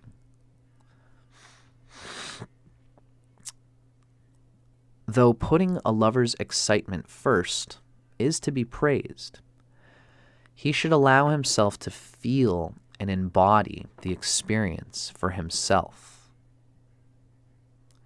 This is a perfect metaphor for the dynamic of his life. He gets so wrapped up in the process of conceptualizing and indeed realizing such notions that he often immediately moves on to new ideas in their creation without much stopping and reaping the full reward for his work or even monetizing it properly. Likewise, he fails to give himself proper downtime so he can be in complete health and vitality for the next big project. Capricorn slowly puts her foot down on this score, and in so doing helps Libra build something real and solid from his myriad ideas, so they might exist for all posterity, bringing it down into a realness. And that's, the way they put that is, it's funny, they ended that section in a way that might feel unsexy, but if left to the imagination, what really happens here is that the Libra guy can gain, again, a earthy, sensual tantrism. That's what I see kind of going on there. There's a tantric thing that it's the earthiness, it's the feeling, because Libra's energy is all going up here. What am I going to do with my energy? If you're not bringing it down into your lower chakras as well, then you're never going to fully embody it. You're never going to fully feel like you're aligned in your power, and to feel it. To feel that life's waves of bliss hit you and that you didn't miss it, which Libra guy can do. Libra is busy acting for people in ways that can help everybody to overcompensate for his inner feeling of lacking at some level. That's part of his ego. We all have to accept, the Libra guy has to accept that he's going to want to do that at some level. But it's good to have someone with some kind of Saturn, some kind of Capricorn, to just remind him, you can do that if you want. But come down here with me for a little bit. Lay with me. Let me feel those sweet genitals. Let me feel the energy that's coming from the bottom of you. Let me watch you feel it. That's what turns the Capricorn woman on at some level. Saturn. We are both in an electric state of magnetic ecstasy right now. Saturn can kind of bring that kind of stuff out.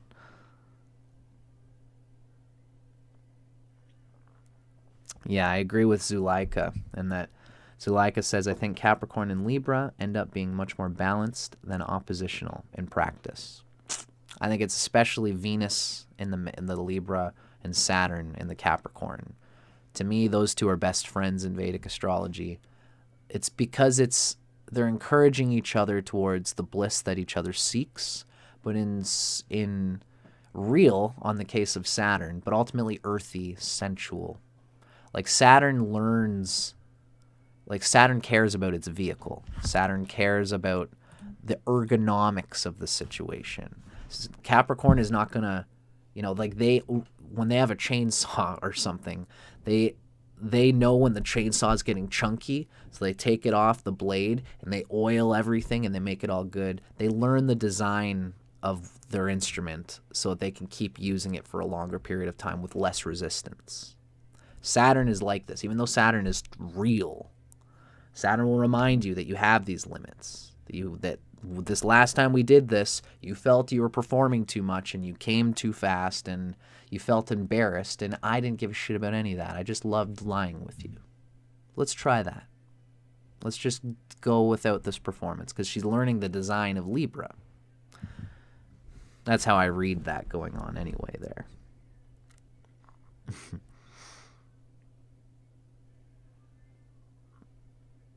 I'm glad you guys are enjoying this. Teresa. I love you, Teresa. It's nice to see you here. Gassing me up. I always appreciate it. Avanti Saram. How sweet of you as well for noticing and acknowledging my Venus Atmakaraka.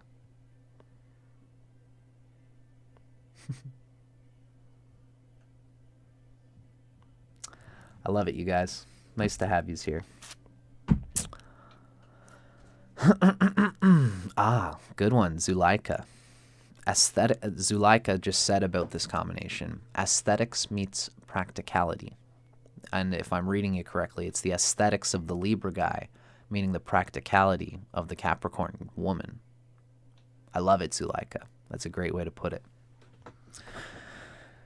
Now, in my opinion, that was a great combination. And again, you know, so many of these can go well. Me, as an astrologer, I often find myself pushing the negative points. I'm a Leo rising, and I'm Venus Atmakaraka, and I've got Venus in Virgo. I'm all Venus, and I just fucking love it. I eat that shit up. I lap it up. But there's a part of me that wants to envision and clarify for everybody very deeply when there are negative things and kinks that could happen. If you get an astrology chart reading with me, usually I'm talking about the tougher stuff. But with videos like this, with sextrology stuff, I often encourage a positive. I encourage the positives in any grouping because these are just sun signs, and we can always work through anything clicking in the astral sphere if there's a deeper love that's beyond it and behind it. Not only that, but this is only sun signs. And there's always things, you know, you've got two people who don't necessarily work at the sun sign level. The other person can have their moon, their Jupiter, any planet that is harmonizing with the sun sign energy of the other. Even though the sun signs don't work, there can always be something that brings it together. And this is something important to keep in mind as well. Damn, you guys, I'm having fun with this. It's nice that you guys are hanging out with me here. It makes this much more fun. Now, I think I'm going to go to the bathroom for a moment and have a bite of my chocolate. When I come back, we're going to come into another similar combination of aesthetics meets practicality. But this one would technically be, at least by sun signs, one of the best for Libra man. And that's going to be Aquarius woman because they're in trine. We're going to talk about it in just a moment. I'm just going to go to the bathroom. I'll be back.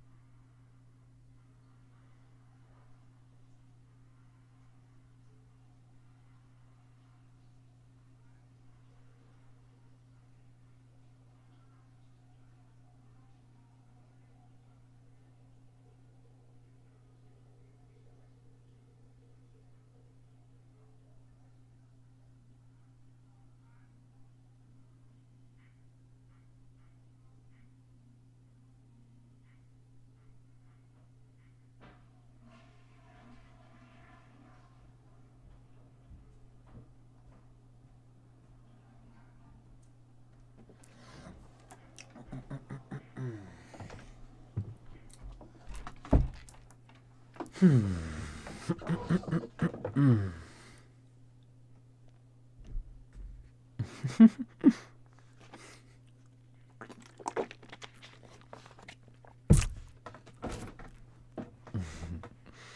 guys are fun.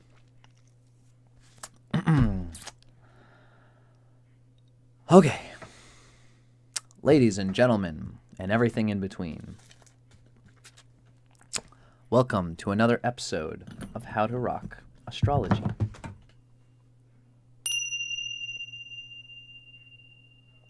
Thought I'd I always see these and I forget to ring them. We are embarking on our next sign combination, our second last for the day. This will be a continuation of Libra Man, and we're going to be discussing Libra Man with Aquarius Woman. And I do see this being one of the better combinations available to Libra Man and to Aquarius Woman. Of course, this is, these two are entwined together. And I always say, you have to consider that there's much more to the signs, to two people meeting, than just their sun signs.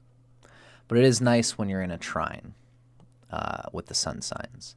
It's especially ideal to have the big three connecting somehow. If you've got airy sun sign, the other person has an airy rising or an airy moon or an airy sun. There can be harmony there. So here we have two airy people, and I'm going to repeat something that I've already mentioned about Libra guy, which is that the Libra guy is, because the sun is debilitated for Libra man, there can be a sort of a feeling of a compensation. The main reason is because when the sun is debilitated, what you have there is that the sun is an animal embodying energy. It's very dharmic, and it lives in the energy. That's why Aries is the exaltation point of the sun. The sun is exalted in Aries because it has this embodiment. It's not thinking about it. Now, Libra is objectifying the male archetype and the male principle and says, I want to be that. And he can get in his head about how much he's embodying it. What have other men done to embody the male principle? And they often get in their heads about what exactly it is.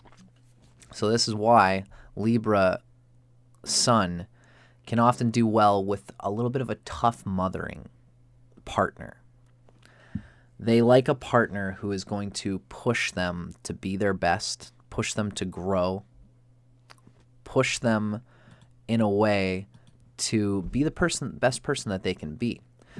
And as I've described it, Libra guy wants to be pushed past his limits, but he doesn't want to be pushed past his limits. He wants to be pushed past his limits in a mutual, it's like a consent play, but with the soul. You guys know what I mean by consent play? It means like when you use safety words. It's like you've got a blindfold on, someone's spanking you, tickling you, and doing all these delicious, pleasurable tortures, and sometimes they can be very painful. And you have a safety word to make sure that you're being pushed past your limits in a way that's not going to ultimately harm or cause too much harm.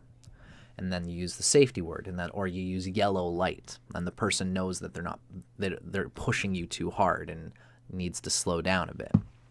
Libra man is like this in life, in their soul.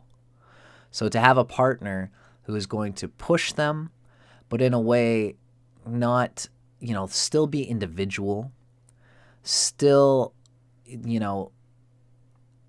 not push them, not be so energetically demanding on the Libra guy, because that's where they're really at. They like to be, their energy just likes to move like a slow moving snake on its belly, moving towards what is pleasurable and feels good and feels meaningful and purposeful.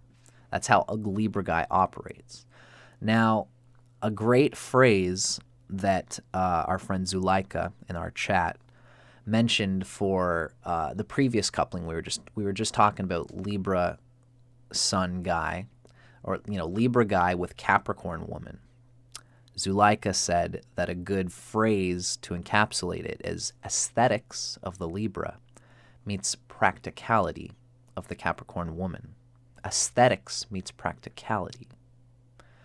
This is going to be similar with Libra guy with Aquarius woman. Aquarius woman is ruled by Saturn. She is practical, and she has an agenda. She wants to. She can be ambitious, but she's also patient. She can be very eccentric. Really, it's all of the secure, I'm not going to push you too far kind of energy that Libra guy loves in a Saturn-ruled partner. Libra, in Vedic astrology, the ruler of Libra, which is Venus, is good friends with the ruler of Aquarius, which is anciently regarded as Saturn. And that's, I'm a tropical Vedic astrologer. For me, that's more primary than the Uranus rulership. We could speak to, really essentially the Uranus thing relates to what I'm saying, which is that Libra guy appreciates the practicality and the patience of the Aquarius woman who has this Saturn tone. But there's a Uranian energy. It's airy. Like Aquarius is still very light, and it laughs at things. It does the serious pragmatism and practical things that Libra guy wants, to feel secure, to feel like all the things are getting done. But Aquarius can laugh about it, can be spontaneous about it, can enjoy life in a very whole way along the way to getting all those practical things done. Venus and Saturn being good friends together. They're both mutual friends. So this is one of the reasons why it makes sense. They're in a trine. Libra and Aquarius are in a trine together, so they would naturally be friends. All the signs that are in trines together like that tend to be friends with each other, typically. It's really the only ones that aren't like that is Mercury and Saturn. Saturn has Mercury for a friend, but Mercury does not have Saturn for a friend. But in any case, here we have a coupling of two friendly planets together, and they are fun at the same time as being a practical couple. And this is one of the standalone positive qualities of this coupling. So, let's get a little bit into what this coupling is all about. The first Sextrology book gives these little snippets of each sign combination. Let's read the snippet of Libra man with Aquarius woman. What we read is the combination of Libra man and Aquarius woman is defined by inventiveness and upheaval.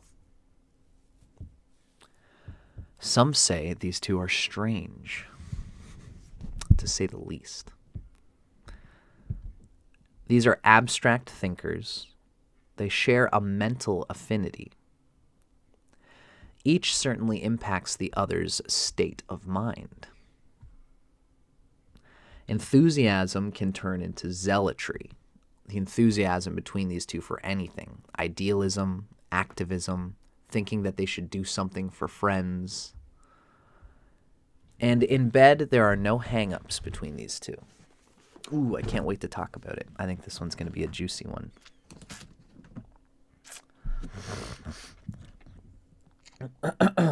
There's no hang-ups between these two in bed sexually. It's just because they're in trine together. There's just the suns.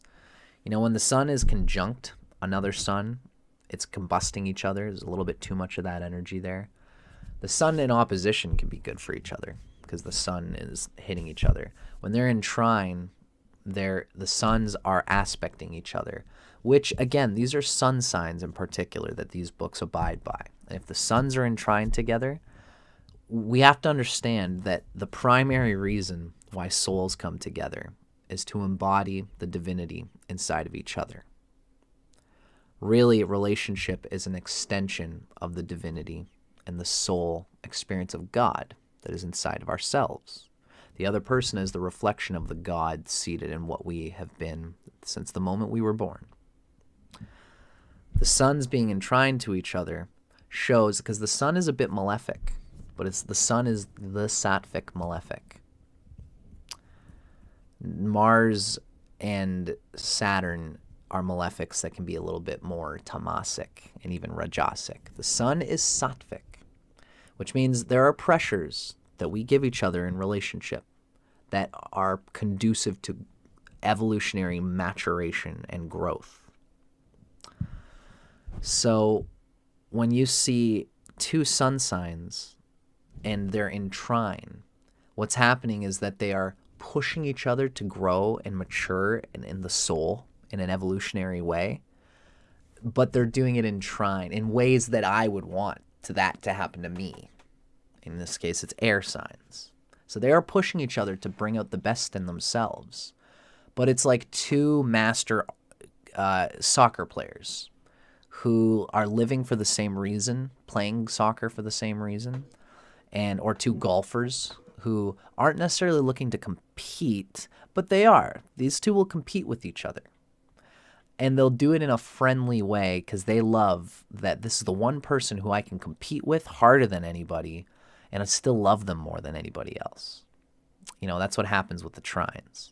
So it's a beautiful thing. Oh, my friend Jessica. I got some juice for you, Jessica. Don't you worry.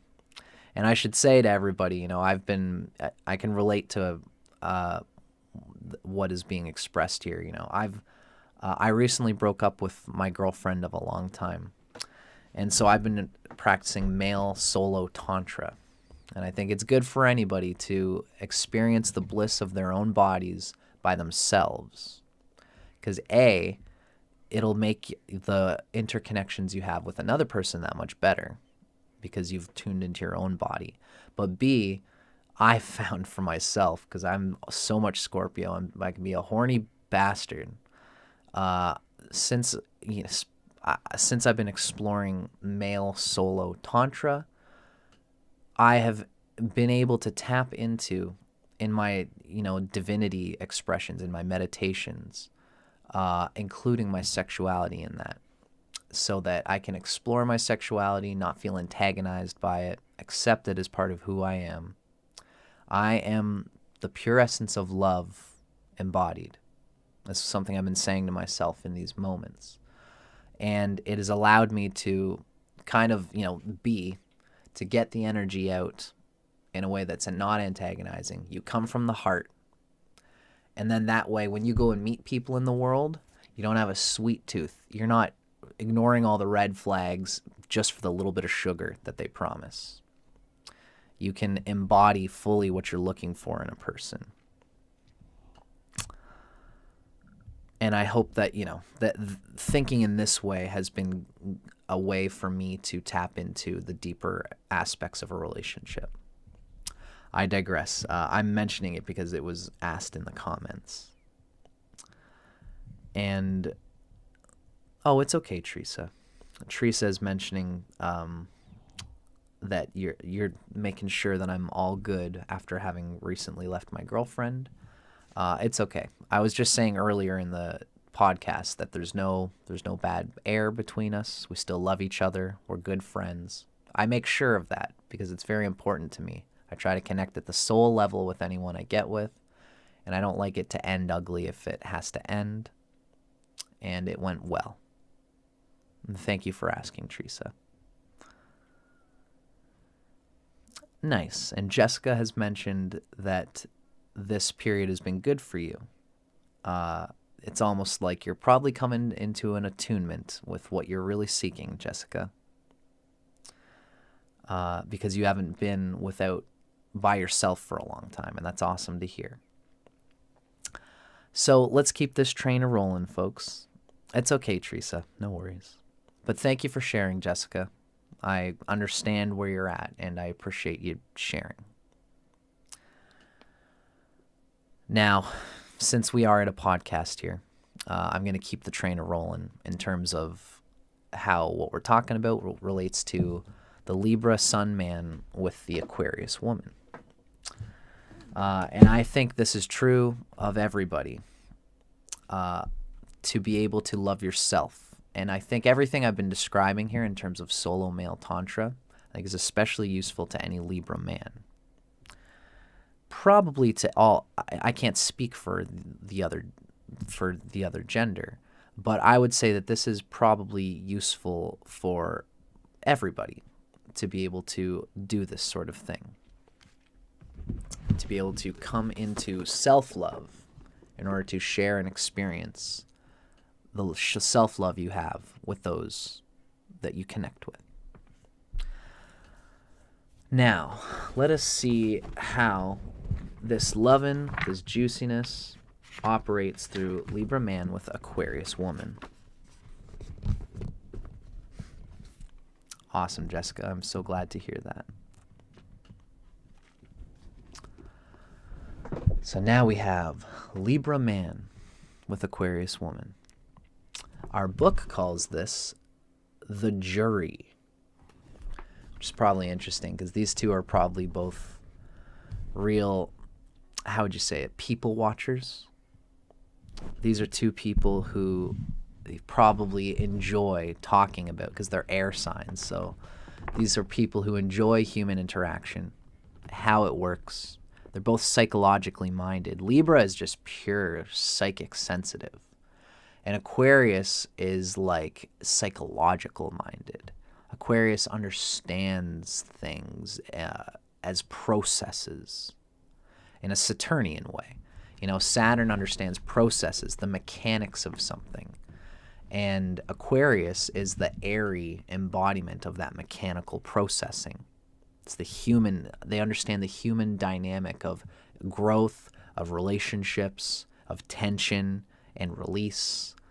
So the two of these together can probably think about how other people are and reflect on themselves in that way. Just mind you, you always want to make sure that you don't get too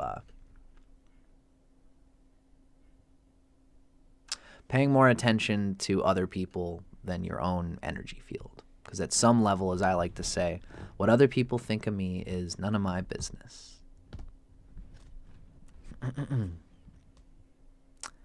Glad you guys are enjoying this. No worries, Teresa. I know you're always, I appreciate you talking, Teresa, no matter what. That's what the chat is for. So, let's look at the chemistry between Libra man and Aquarius woman. It's just the basic relationship chemistry here. Aquarius can be like a drug for Libra. She appears an unassuming, if not a goof of a girl who packs quite a punch, rarely being what she seems, which is beautiful about Aquarius, because she has this tomboyish flair, a tomboyish flair to her often, which can often make for, because Libra can be a bit tomboyish too. So these two kind of like will lean into, I don't give a fuck. Like, let's just say what's on your mind.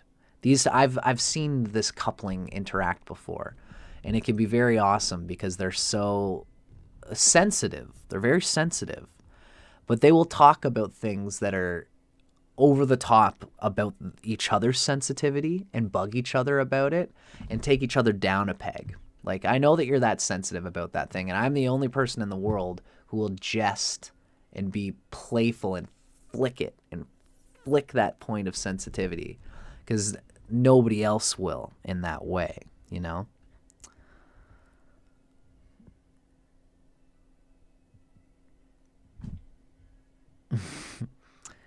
Zuleika and Jessica just made a great point. Zuleika actually made the point. Our book calls this coupling the jury.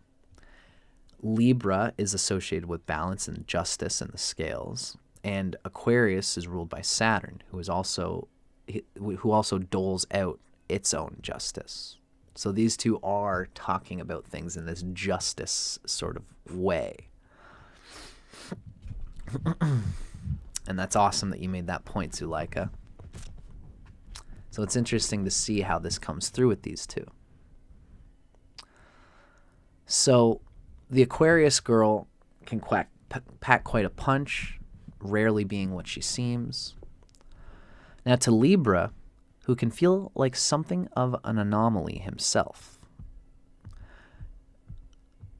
Aquarius girl seems not to judge him the way he imagines other women to judge him,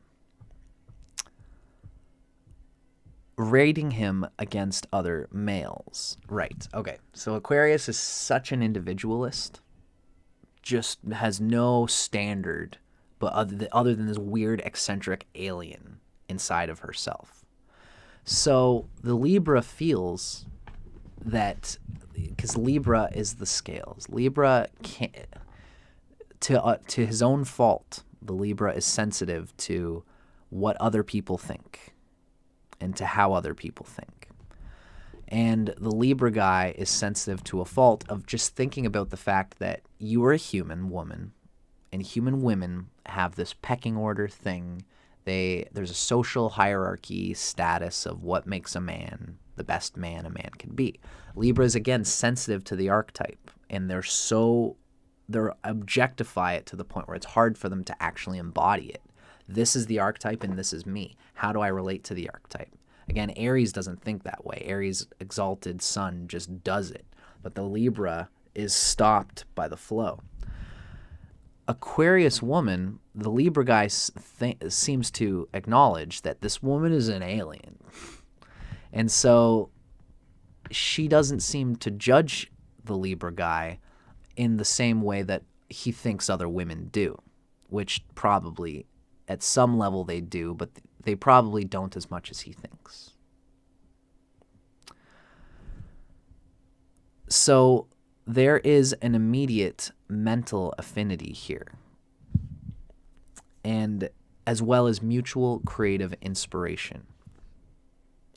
No other woman, no other female has the power to so quickly and immediately pussy whip the Libra, perhaps to the consternation of his friends and family. Because he loves it. He indeed falls hard and fast here and can literally not leave the Aquarian's side from the moment romance is in strong evidence. These two can become like one mind and body, if not too insular and a bit smug, too in their own little way that they are, if you've ever seen these two as a couple before. As childlike as she may look, and perhaps act, she is a supportive creature to whom Libra senses he can tell his deepest and darkest secrets, only for her to point out how every one of his so-called weaknesses is actually a strength. His fears are actually opportunities. She brings out protective instincts he scarcely knew that he possessed, opening a wellspring of feeling, making this most conceptual of men feel mighty real. Saturn brings things down to earth in this way, but it's also the fifth house from the Libra, is bringing this pride, like the pride, the lion, this natural masculinity for which the Libra guy does crave, being the sun being debilitated. Often these two come from divergent ethnic or cultural backgrounds, and Libra inhabits a world into which Aquarius might not otherwise enter. Detractors might say this is no coincidence. Interesting. The Aquarius might not otherwise enter into the world that Libra operates through. Of course, the Libra is in the 9th house from the Aquarius. So there's a cultural big daddy. Libra is kind of guiding in the Libra way. As I often say, Libra is just aware. And Libra completely sees any etheric dynamics between himself and another person. You just sees it. And him being here, the sun in the 9th house from Aquarius, the 9th house is an encouraging, it's a trinal, positive trinal, almost like a father energy. And this is the protection that the Libra has bringing out of himself. But the Aquarius woman feels it. The Aquarius woman feels like this man with his inherent awareness. Just he doesn't have to say anything. He just looks And the Aquarius woman says, I know what you're thinking. I should have done this. I should have done this. The Libra guy is not pushing her. The Libra guy is just aware. And the awareness in the Libra guy from this angle brings out a cultural intrigue in the Aquarius woman. So this is partly why the ninth house relates with foreign, going far, going into other cultures and becoming completely embedded in other cultures. It's likely that the Aquarius woman is attracted to whatever culture the Libra man has going on.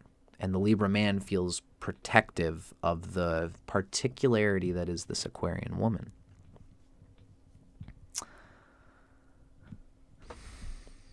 Nice to see you, Irene.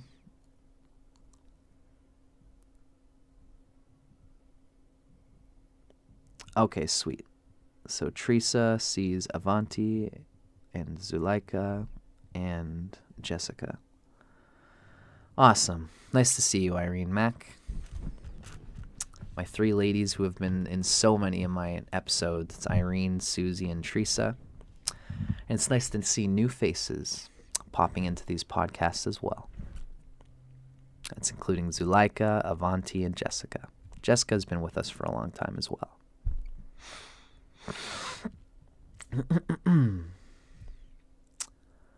So, now we've talked about the general chemistry between these two. Let's start to get into the compatibility a little bit.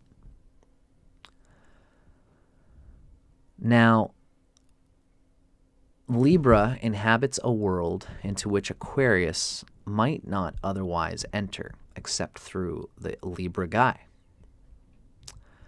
Now, what we read is that, be that as it may, Libra does indeed rule Aquarius's ninth house of the higher mind, education, belief systems, and more literal means for expanding one's vistas, literally being put through paces of experience that are foreign,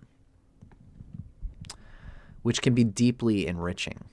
You know, it teaches you about your own culture, too. When you explore another person's culture, you learn very deeply about your own culture. Even if these two are of the same culture, it's part of the lovemaking. It's part of their soul connection is culture. It's an aspect of what they're doing. Now, yes, the Aquarius girl may be aware that this relationship might provide her with the ability to grow intellectually or creatively. The ninth house is that concerned with the exotic, a signature of the individuals being foreign to each other in some fashion or another. So for sure, this is not a traditional bond for the Aquarian, whom here will not be expected to fulfill a staid or societal or gender role. This is an aspirational match for the uncategorizable Aquarius woman. Though not in terms of wealth or status, it's rather more philosophically in her pursuit of true meaning in life.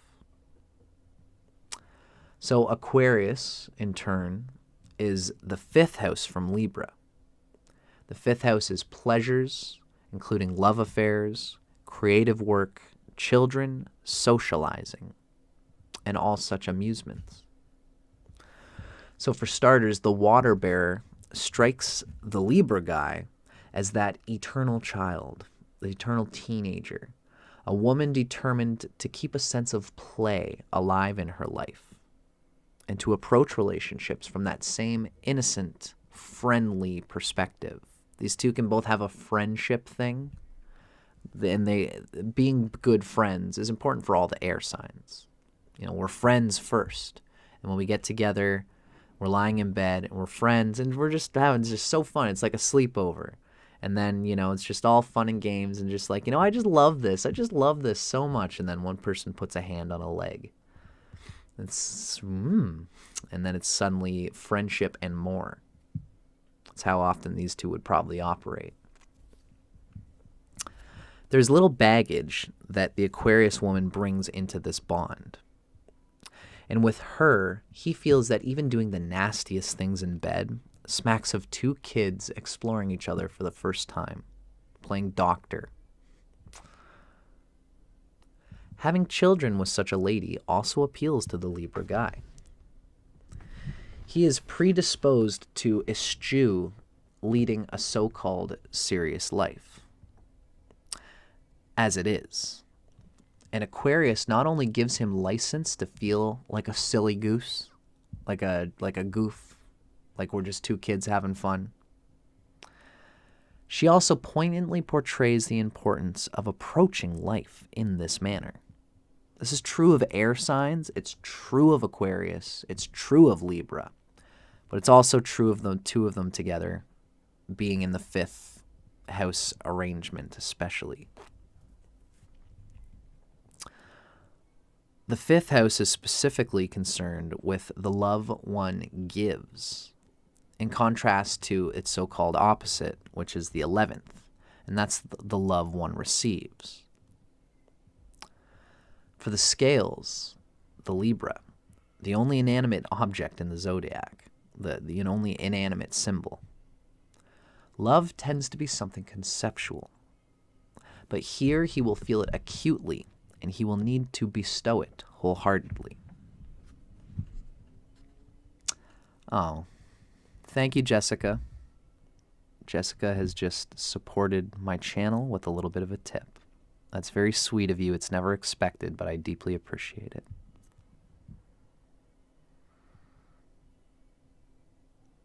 And you guys are just shooting the shit about what we've been through already.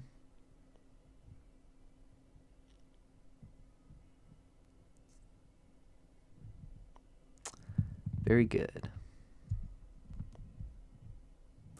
And Irene's asking, what sign are we on? We are on Libra Man with Aquarius Woman. And Avanti's already on it. Sweet. You guys are on top of things. So that was just us discussing the compatibility between these two. Now let's get into the carnality that we can expect between these two. Thanks again to everybody who's watching and hanging out with us. It means a lot. So, we've talked about the general vibes. Let's get into the carnality. What happens when these two eternal teenagers get together, they're having fun, they're having a sleepover, and someone puts someone's hand on someone's leg, and all of a sudden, things start to take a deeper turn. What we read is, I have to say thank you again, Jessica. Your comments and your support mean very much to me. I thank you deeply. What we read in our book when these two get together is that sexually, there are 0 hang-ups in this pairing. There are no preconceived notions of who should be doing what to whom at any given time. Thank you, Teresa, darling. I appreciate your contribution as well. Thank you so much. I enjoy doing this stuff for you guys, and it's never expected to give a tip, but I always appreciate it. So, sexually, there are 0 hang-ups with this pairing. There are no preconceived notions of who should be doing what at any given time. And I think that's one of the things that these two love about each other. There's no pressure. With the 9th house influence on this relationship, Libra especially gets to feel like something of an exotic creature, not having to adhere to traditional role play, but also regarded as someone special, that prized species of male he's always maintained that he was and felt himself to be. Aquarius treats him as such, forever stroking him and giving him reassuring, sweet little kisses, just as a mother would give to a child. The Aquarius woman is unshockable in the bedroom. If anything, she might surprise Libra, accustomed as he is typically to the good girls he's gravitated towards all his life. He's always been looking for the ideal, the civil ideal, as that's how his brain thinks he wants it to be. And somebody needs to have at least a bit of that. Aquarius is a very civil little bastard. And in the woman's case, the Aquarius woman is quite aware, can be quite civil when she needs to be. But she's got a dildo in her purse. You know, she's a little whack within that. So she can operate on the way Libra's brain needs it to operate, but there's this little bastard seed that he just has to see what's going on there. She only looks the part of civil-mindedness. But when he's lying on his back, his legs in the air, and she's munching out on every last bit of him, only to come up for air with that innocent smile, he could very well burst into a few refrains of, "At last, my love has come along."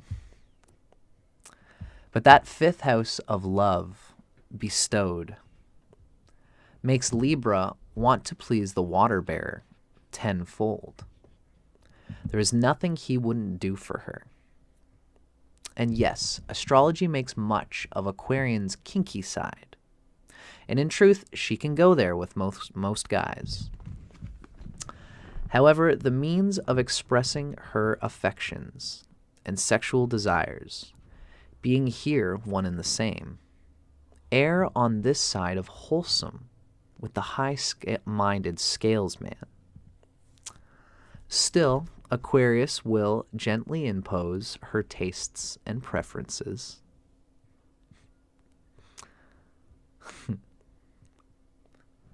She might encourage Libra to grow his hair, as she has a penchant for the hippie biker look, and certain forms of costuming might inspire a sudden dropping to the knees and quick suckeroony, whether in the privacy of their own home, the car, the backyard, or a clothing store dressing room.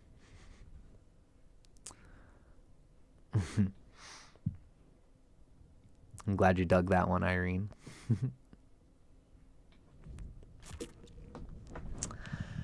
The Aquarius girl might invite a bit of roughhousing, and if he won't get into spanking her, then she might grab the nearest ping pong paddle and show him how it's done. She is into body scents and may spend a good deal of time nuzzling his armpits, unsqueamish as she is, being not only willing but often wanting to swallow during oral sex. He mightn't have that pressing an anal agenda, so it could be she who offers up her butt, wanting to leave no stone unturned in the sexual repertoire between these two. All of the above still remaining this side of kinky.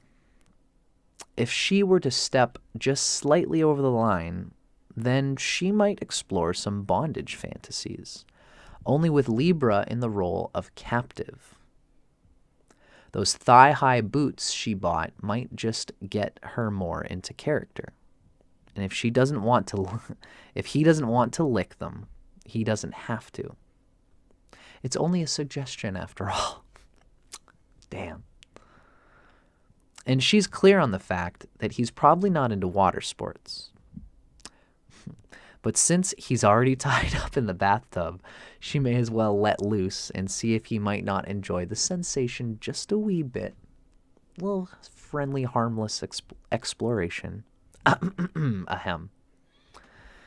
She must be careful, of course, not to burst his love bubble by too adamantly introducing twists and turns into their otherwise straightforward sexual routine. Libra guy can be kind of vanilla, you know, straightforward and just sort of regular, you know. He will play the sort of he's Libra. He's gonna roll with whatever's put on him. But other women, how shall I describe? Other women unwittingly take advantage of the Libra guy's willingness to do anything in the moment because Libra guy will even neglect his own boundaries. And he wants the other person, how shall I describe it? It's like he's putting his balls out there and he's like, yeah, they're yours. You can do anything you want with them. And if a woman goes, oh, really? And swings it around and smacks it into stuff, he's like, yeah, that's what I said. Yeah, I let you do that. And then afterwards, he will say, you know, honey, I think that you were a little licentious with my balls there. And then the woman will be like, okay, sorry, you said you could. You said I could. Aquarius woman doesn't do that. He gives her his balls, and she goes, okay, I would love to swing them around. Can I? And he'll probably say, I wouldn't prefer that. And she'll go, okay, I'll be soft with it and we'll play with it. Like, she's with him knowing that he is going past his boundary a little bit. And she says, and she appreciates it. That's what's beautiful. It's a hot combo. She appreciates it. She doesn't take advantage of it. She communicates about it. And he says, thank you. Yes, I want you to do what you want with me. But I'm glad that you're sensitive to me in the same way that I am to you. And that's kind of how these two roll. You know, he's straightforward and she brings a kink and a crook out of him. But he also can make her happy. Like, this is how Aquarius woman is. She goes too far. Anyone left to their own nature will do too much of what they are, though. Aquarius woman, left to her own nature, will probably go too far with, you know, like, it's like she won't be satisfied unless someone reins her in. Libra guy will rein her in. I'm happy to do nothing, honey. I'm happy for us just to have the most vanilla sex ever. She's like, okay, so I don't really have to perform. Now my kink is a play for both of us. And that's how these two can make it feel very comfortable and fine in this way. Surely, you know, she must be careful not to burst his love bubble by too adamantly introducing these twists and turns into their otherwise straightforward sexual routine. Surely she can make it seem like just a happy accident that the gal pal... Oh, okay. She can make it seem like a happy accident that the gal pal she invited over ended up spending the night with them. That's sweet.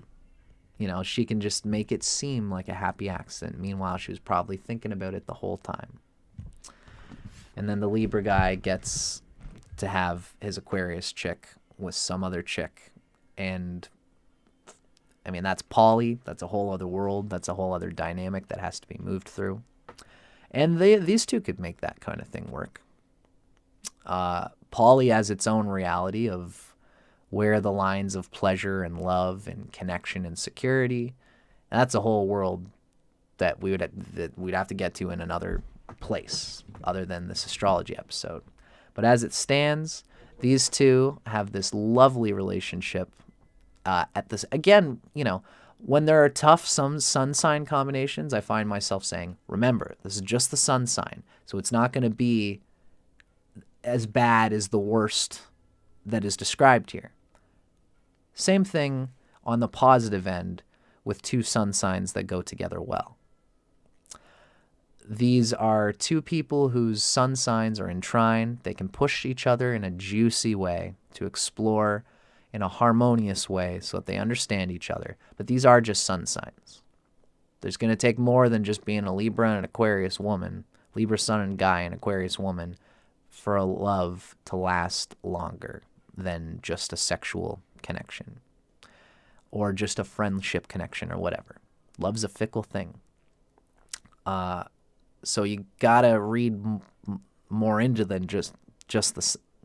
You gotta read into more than just the sun signs, but this is a harmonious one, if there ever was one.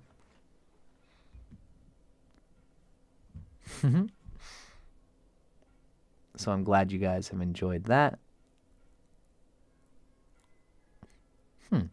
Jessica says she had a Libra roommate who was very intuitive. He could always read a person right away. He helped Jessica weed out loser guys and loser female friends.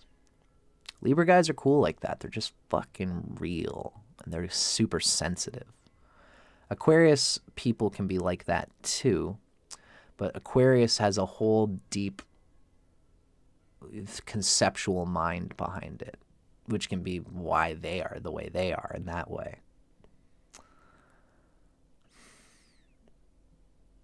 It's nice to see that you guys preppy clean. It can be so boring.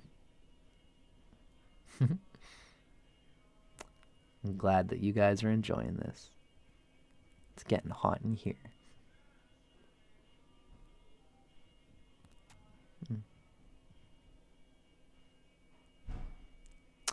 Wonderful. So, that was rock and roll, y'all. I felt pretty good about that one. I also feel happy in pants. It's just nice that, it's nice to be able to do this with you guys. I can hang out and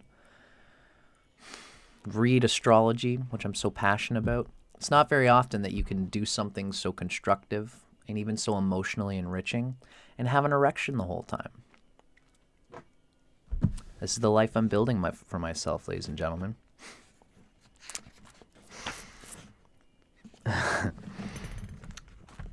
And it feels good.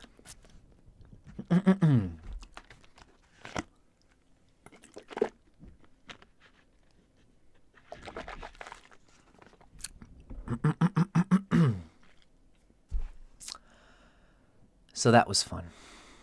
That was Libra guy with Aquarius woman.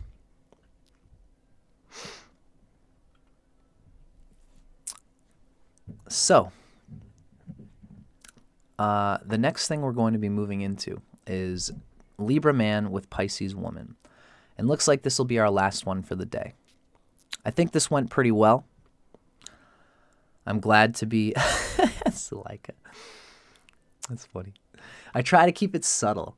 Whenever my Sag moon comes out, I just drop it and then go anyway. So let's move on from that little thing that I just did there.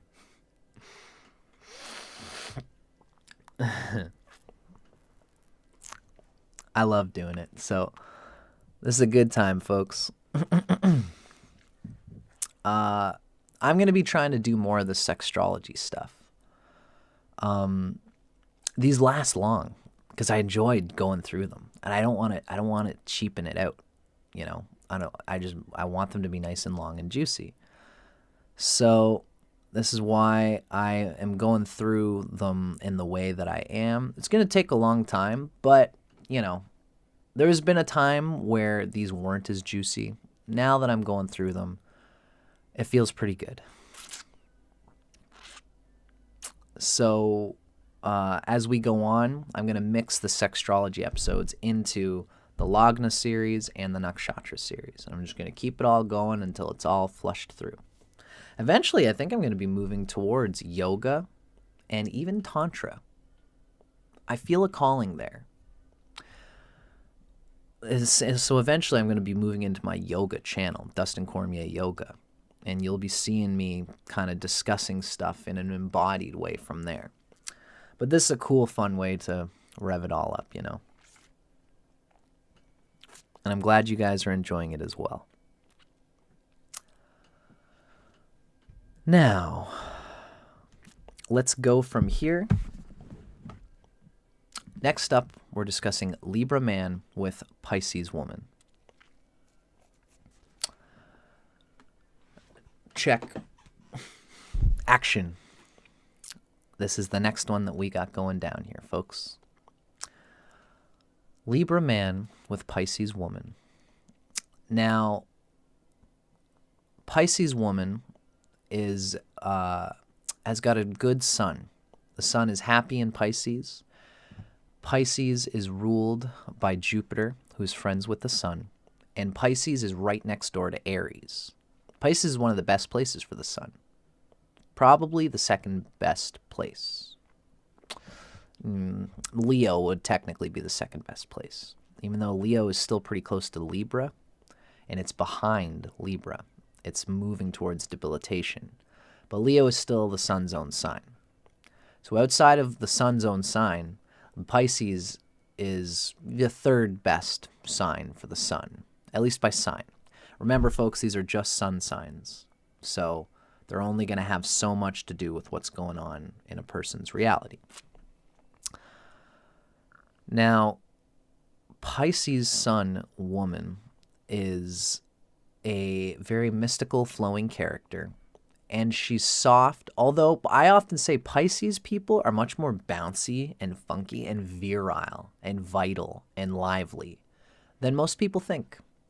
I often say, in the Western universe, it's often conveyed that Pisces woman, or Pisces in general, is like mute. Like it's quiet, like it's not alive. In my experience, every Pisces person that I've met is civil, they're friendly, they're not too much on the surface, but they have a deeply rich, internal, funky, groovy mind. The inside of a Pisces person's mind is like a funky bachelor's apartment with swanky. It's got swagger. It's got bounce. Because it's ruled by Jupiter, which is energetic and masculine and lively, even though it's the feminine embodiment of that. So the Pisces woman can be very real, and in my experience, I would say it brings out a constant remediation of what the Libra guy is feeling and experiencing in their emotional field, which is very good for Libra guy. Because as we've been talking about in all these episodes, Libra guy feels a little bit compensatory, like he needs to compensate because his sun is debilitated and he's a man. Now, this is part of the karma of Libra guy. And it's important for me to say right now that, number one, Libra guy can still have a strong sun. You can have your friends Jupiter or Mars or the moon aspecting the sun. You can have it in the 10th house, and that gives great strength to the sun. There's so much more that conveys strength to a planet than just the sun sign. Being debilitated, though, shows that the Libra guy objectifies the male archetype. He looks at it as separate from himself and says, how do I relate to this? Which is, of course, the opposite of Aries. Aries doesn't think about that. Like when a lion goes and catches a gazelle, brings it to the other lions in his pride, it's a thing that he does. He doesn't think, I'm a lion and I have to do this. He just does it.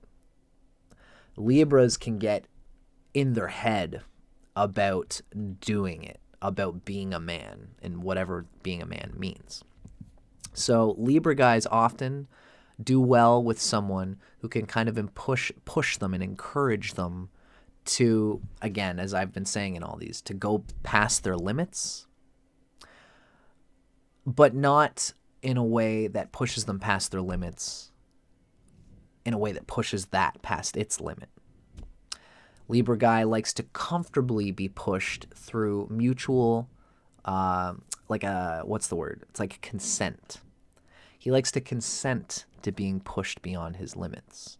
This often happens as well in the bedroom, although he can be kind of vanilla, but it's more in the soul. He wants a woman who's got a confidence to live the embodied woman experience, to love him for what he is, and to encourage him to be a virile man. And men are initiating. Men have the energy and go outward.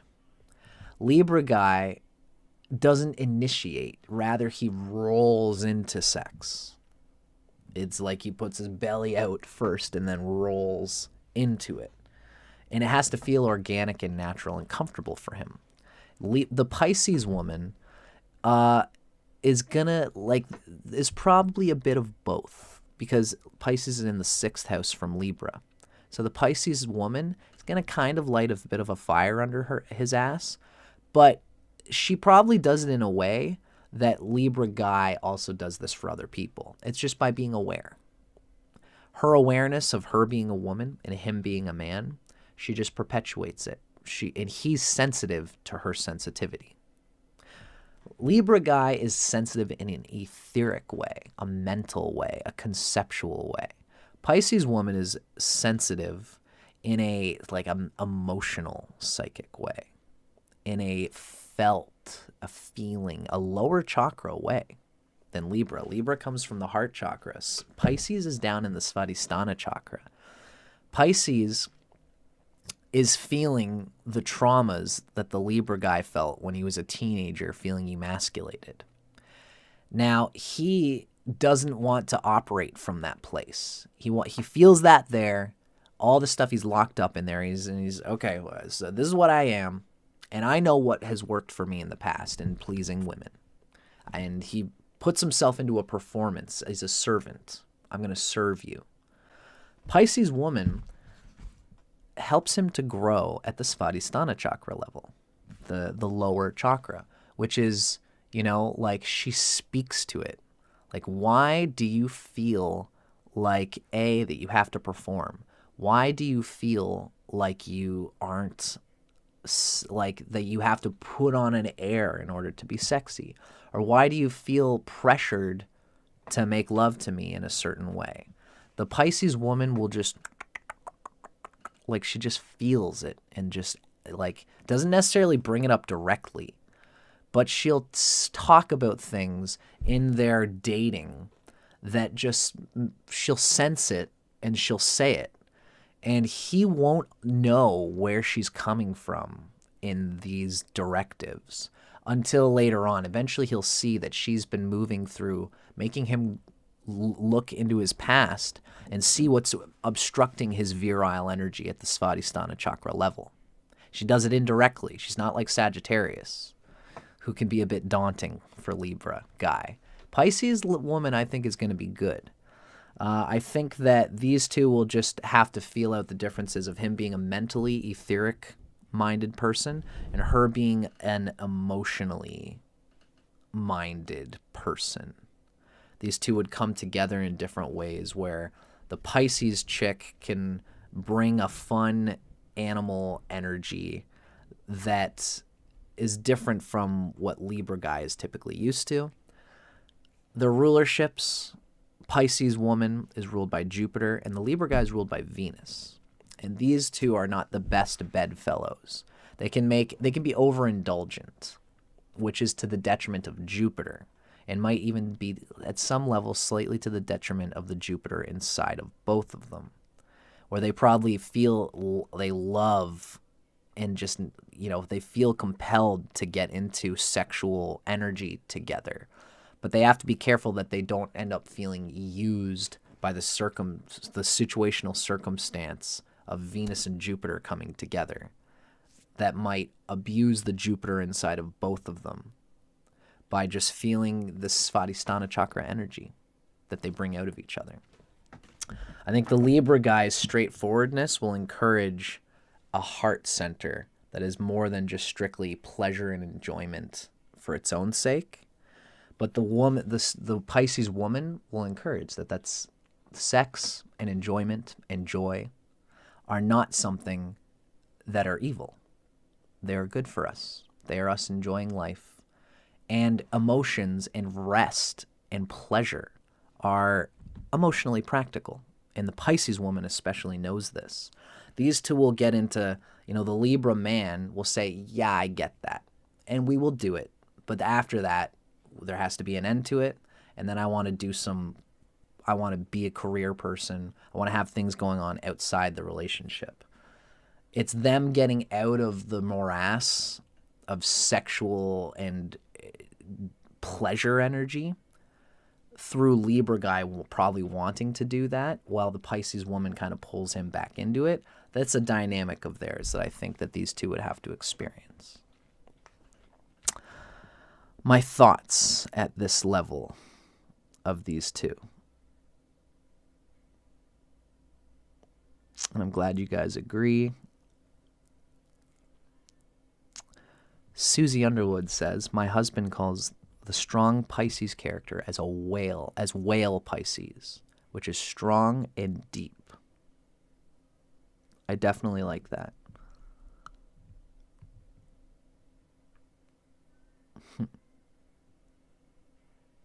Yeah, I think that a whale is a good image of a strong Pisces for sure. Teresa says protection maybe to swim deep into the water, an advantage over other water signs. Very cool.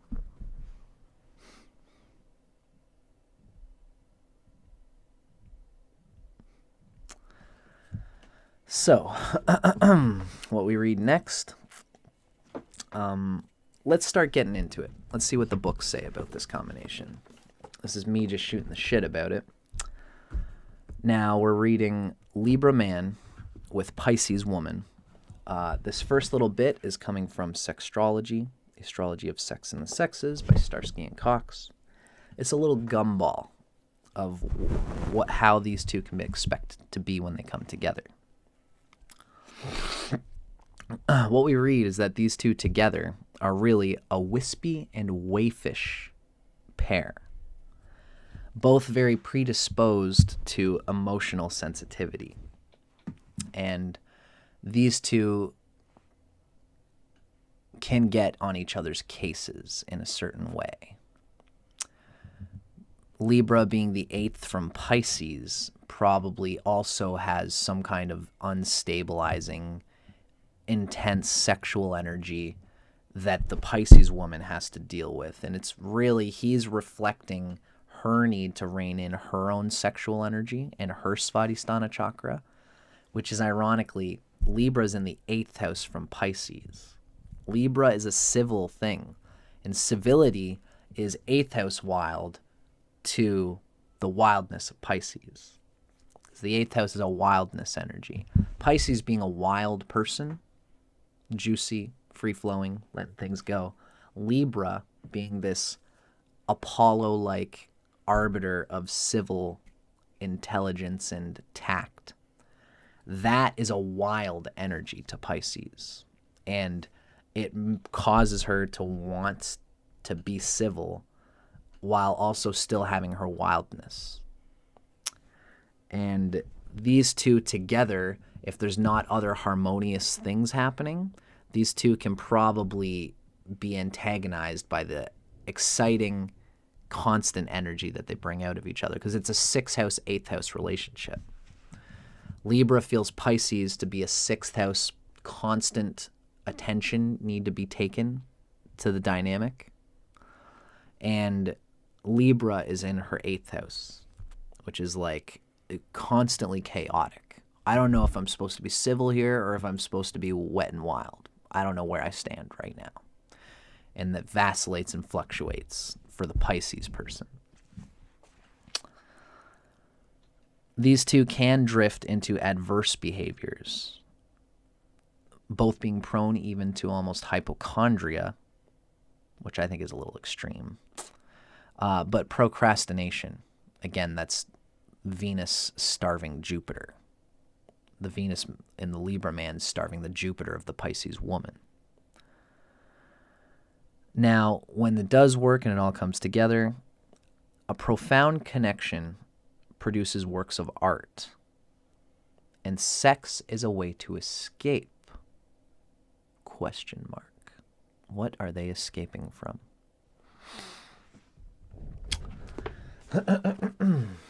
Which, of course, really it would just be what these two expect out of each other. Sex can be an escape into the raw animal primitivism that they both feel. But when they come out of the sexual energy, they've got to explore and deal with that. It's interesting how they're painting this. And I see it. But again, I always have to say these are just sun signs. Whatever's going on here can work very, very, very well or very, very, very not well, depending on what else is connecting the two in the astrology charts.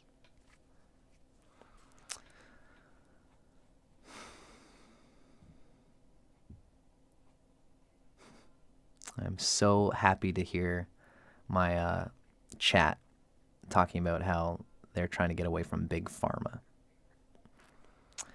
And Jessica's right to say, you know, that all this stuff has its place, but I'm much more of an organic sort of guy as well. Now let's get into Libra Man with Pisces Woman from our book, the book calls this the art, which is very interesting. Pisces lives in the art. Libra lives in the thought of the concept of the art. And both are very important. Pisces woman is a living, artistic, fun, goofy, friendly ramble of things that are just whack and abstract and weird and surreal. These are all words that Libra Man would recognize in her patterns. Libra Man loves to have an artist who's expressing such patterns so he can conceptualize and organize them. Together, they can make an artistic pair. They could probably make a great home together. It's interesting to think about.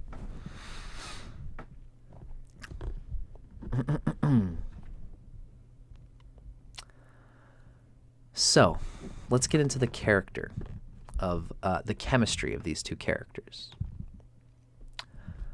When it comes to Libra Man and Pisces woman, Libra Man is attracted to the seemingly decorous Pisces, who appears to him so graceful as to be a dream walking. She's intrigued by this artful fellow whose charm and intellect seem tailor-made not to insult her delicate sensibilities. Sensitive meets sensitive. That's definitely where a positive happens in this relationship. In fact, mythology has a lot to say about the archetype of this relationship. Pisces embodies the goddess of love, Aphrodite Marie, who sprang from the foam of the sea. Pisces is the mutable water sign, and originally, being an ancient goddess, Aphrodite's provenances beyond love, beauty, and grace were all the arts, the 9 muses, representing the triplicate triple goddess symbolized by the trident of Neptune, which is Pisces' secondary ruling planet. Again, I'm a Vedic astrologer, so I would convey that Jupiter is the primary ruling planet for Pisces. Libra, the cardinal air sign, draws on the archetype of Apollo, god of light, a newer arrival on the deific scene, who usurped much of the goddess's rulership to satisfy an increasingly patriarchal society, mashed as it was into existing matriarchal culture.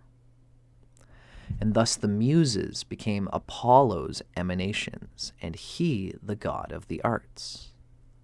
Wow, cool. So Libra guy vibes with Apollo, the god of light, and he's a newer arrival in the scene of the gods.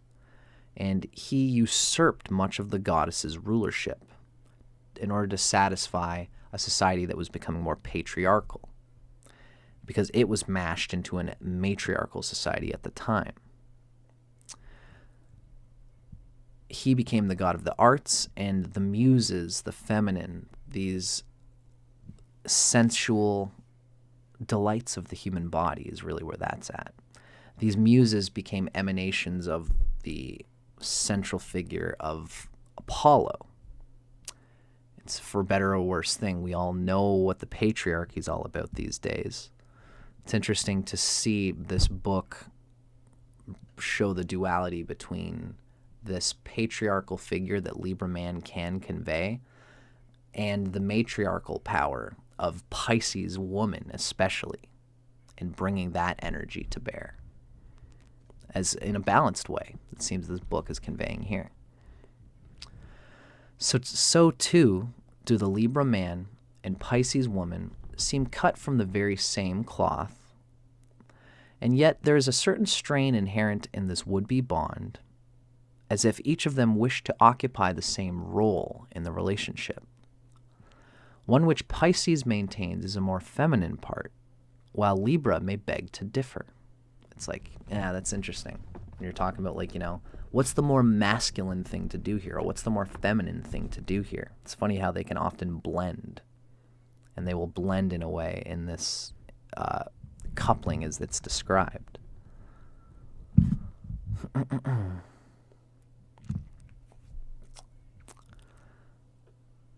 So, that has been the general chemistry between these two. Let's look a little bit into the compatibility. What we read in terms of compatibility is that, it's true, the Libra guy is typically not really a macho man. It's quite fitting that his opposite sign is Aries, which boasts the largest list of he-men in the zodiac. Aries is Mars-ruled, and Libra, while also a masculine and air sign, it's an odd sign. Libra is ruled by the planet Venus, which is the Greek Aphrodite, further hitting home that mythic connection of Libra with the Pisces woman who also vibes with Aphrodite. Now, Pisces rules Libra's cosmic 6th house of quotidian dealings, as well as that of work and service. And indeed, Libra is predisposed here, it would seem, to be eternally making it up to Pisces for his sensitive male archetype, having taken over such lofty provenances as those originally ruled by her adoring Aphrodite. It's very interesting. They're bringing a real mythos into the character of these two, which I think is cool. It's a little heavy and very cerebral. So let's see. They're going to get more carnal as we go along, of course. In no other bond is the scales treated as such a worker bee, with ironically little complaining on his part, which is kind of really quite uncharacteristic of Libra guy. He doesn't usually like to tend to things and constantly meticulously deal with all these little details of things. But with the Pisces girl, there's an erotic connection connected to his ability to deal with reality. That's Pisces being Libra's 6th house. Flow in consistent, meticulous, detailed actions. Because flow means you're not paying attention to the details. The 6th house is details. This is the nature of Libra flipping Pisces as the 6th house. So the way that Libra needs to be in flow, the way that Libra needs to operate Pisces is in a meticulous, detailed way. And that's his flow. That's his Pisces. That's his joy. That's a bliss that he needs, that we all need. That's his Svadhisthana chakra. So it is going to be meticulous, and he's going to be doing lots of little serving, but it's going to be pleasurable for him in this way more than it typically would otherwise, because it's a woman who's keeping the reminder of him of an erotic energy to that thing.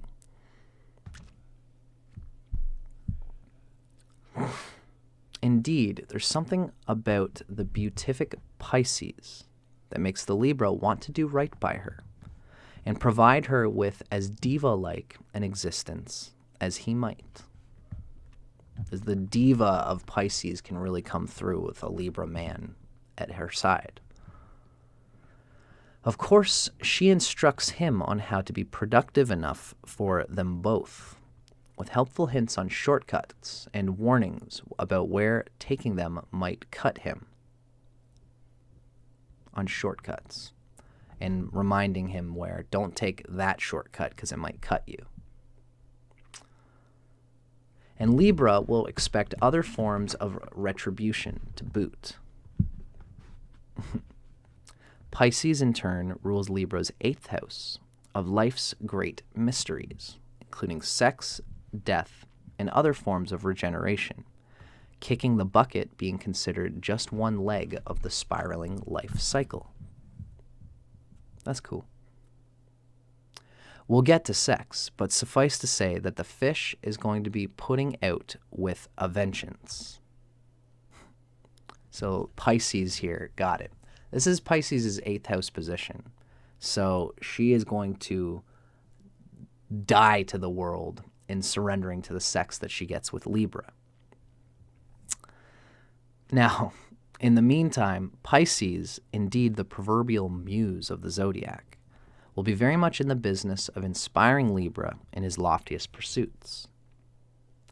It is the artist in him to which she is most attracted, and it becomes her duty and her absolute pleasure to be the misted wind beneath the wings of his creations, so long as he also takes the bulk of life's most boring minutiae.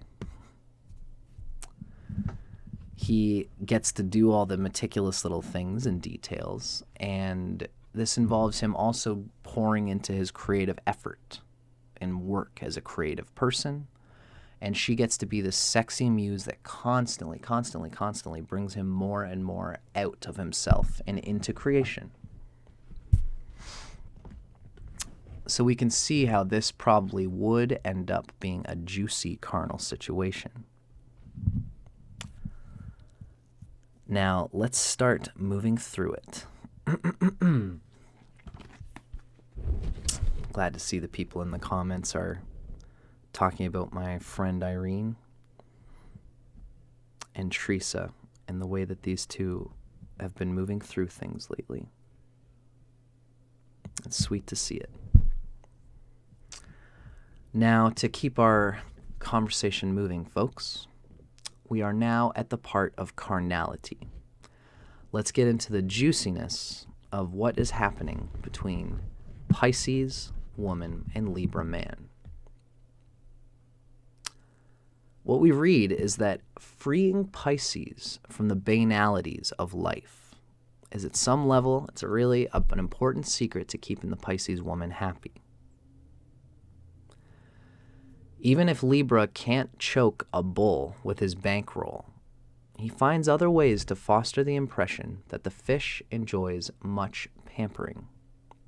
Really, this is where Pisces is at. It's the effort put into her subjective experience. Part of that means going and doing things in the world in order to protect, to have money, to have all these things. And the other part of that is the attention paid to the Pisces woman, which at some level the Libra guy loves.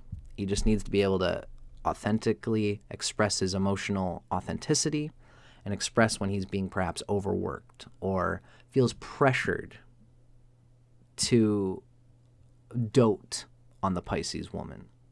And if the Pisces woman and the Libra man are emotionally mature, they will communicate this. Because ultimately the Libra guy loves to serve, loves to emotionally dote on people, loves to do what's happening with the Pisces. But these people will take communication. It's the sixth house aspect of things. The Libra guy needs to communicate and say when I'm no longer turned on by rubbing your feet at your beck and call, if that ends up being a thing. Or just he has to communicate, I love rubbing your feet, but I really just, I'm tired from work today and I don't feel like doing it right now. And she shouldn't be too disappointed by that because that's him being authentic. These are the kind of things that these two need to work out together. And when it comes to sex, he finds himself in her total employment, which can be juicy. She is spreading herself out, face down, pointing to her back in a not-so-subtle hint that she requires a massage. Or she stretches out her arms, or those Pisces-ruled feet, for requisite stroking or rubbing, respectively. Oh, I read that pretty good, huh? The Libra guy is happy to humor her as a prelude to. He is happy to humor her as a prelude to punching the metaphoric clock and getting some eighth house action off of her. In all seriousness, that astrological sector, also one of joint resources, characterizes realms of experience whereby two become one. Obvious in the case of sex, and even in the house's association with death, where the individual becomes one with the infinite. And once these two get down to business, it will actually be Pisces first and foremost, who might admit that she rarely feels such a connection with any man. There is a sense of souls merging here, and even the style of their lovemaking can be determined by that tenor. Libra may wish, via sex, to get some serious reciprocation on the work and service front that he provides. Particularly, sorry, I don't know why I messed that up. Libra may wish through via sex to get some serious reciprocation on the work and service front that he's been doing for her. Particularly fond of a few routines he and the fish employ and perfect over time. I see. And though they might start out in his fantasies as filthy little acts in which the fish might not fare so well, when he unites with Pisces, as he's wont to do as often as possible, all such preconceived smuttiness is immediately replaced by spiritually transformative power that pervades the entire proceedings, softening and refining even such graphic sexual acts into expressions of love and beauty. Energetically, these sensitive signs are very much aligned, as they seem to connect on an aura level. Both will tell you that while in the throes of carnal bliss, they often do feel as if they're leaving their body, almost seeing the other individual rising with them. Sex on the astral plane? ? Who knows? But if you were to put that possibility out to this pair, you'd be met with some pretty affirmative nodding of heads. Wow, that's fucking juice. Especially because Pisces is already Pisces, this mystical person of letting go. So when the Libra makes a routine out of what Pisces would typically do, it's almost like Pisces operates with no routine, within complete flow. And Libra comes along and, the two of them coming together, he does expect appreciation for all the things he does. And it's an excuse for her to share her love. And we humans are more creatures of habit than we realize. Even though the Pisces has no feeling of a clock, she's Pisces on the front, but Virgo in the back. She actually has a clock-like routine updwelling of the love and the things and the experiences that she desires to move through. So they may have variety, but it's a variety like a clock. 1 o'clock today, it's going to be this sex thing. Then it's 2 o'clock today, it's going to be another sex thing. And they move through it. Once they've gone through their whole rigmarole, it's like, well, it's 1 o'clock again. We haven't done this role play for a while. We haven't done it for 12 times. They do move through a clock that's routined. And this is how they kind of operate in this way. And it's just like with meditating, it's just like with music. Once you do something in a routine way enough, like practicing scales as a musician, you do the scale, ding,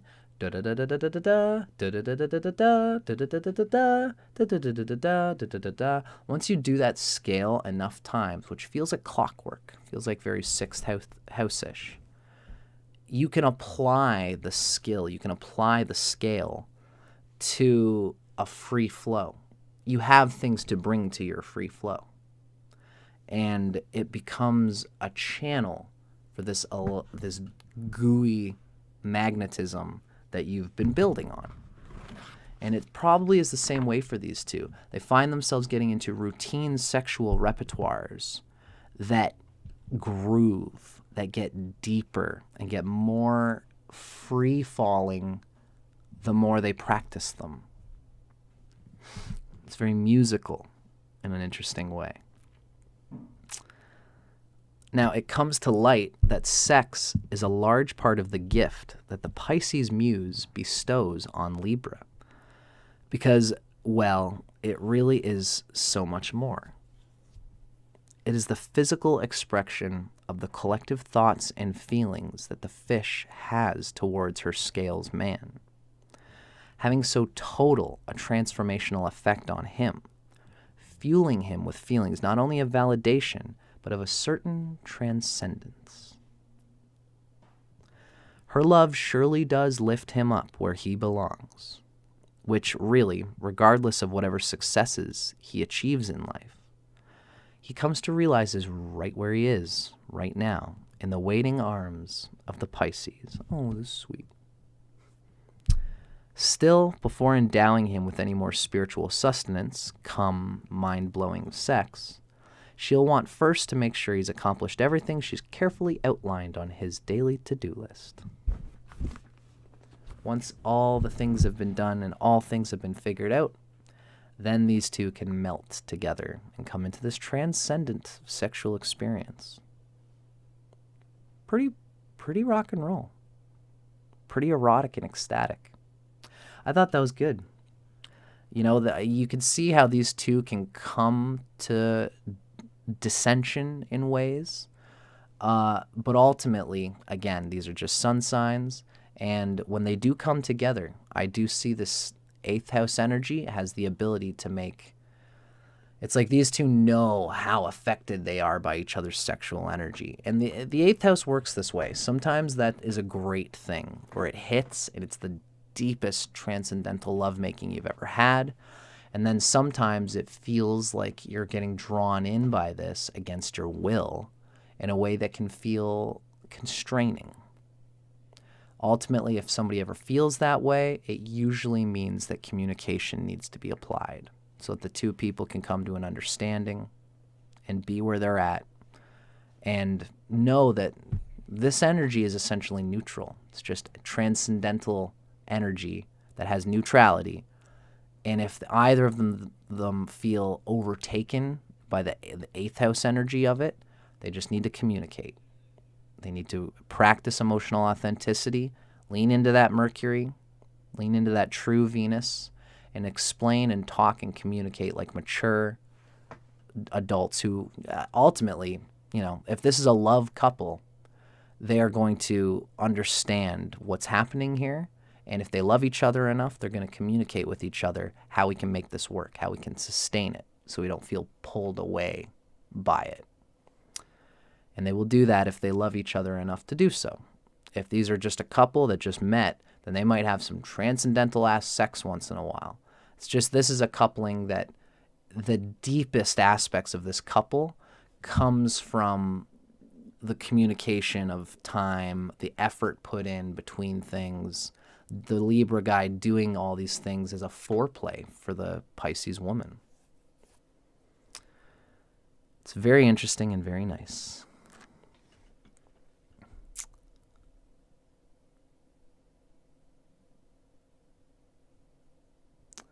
Wow, wonderful. It's cool that you guys are discussing this stuff. I see Avanti Saram. I appreciate that you are enjoying the space that we are holding here together. Teresa moderates for a very far out channel called Status Coup. Seems to be all about medical insights as well as fighting for the folks in East Palestine, Ohio to get medical care, the chemical fires that happened in Ohio. Wow, very cool. The chat has been talking about different things, like, you know, how they've gone through positive things, how there's crazy drugs in a lot of the states that are happening in a lot of people, which is very common. It's crazy days these days for sure. And it's wonderful to see you guys talking about it. Teresa has always got her heart, and as well as Irene. Such an open heart towards crazy things happening.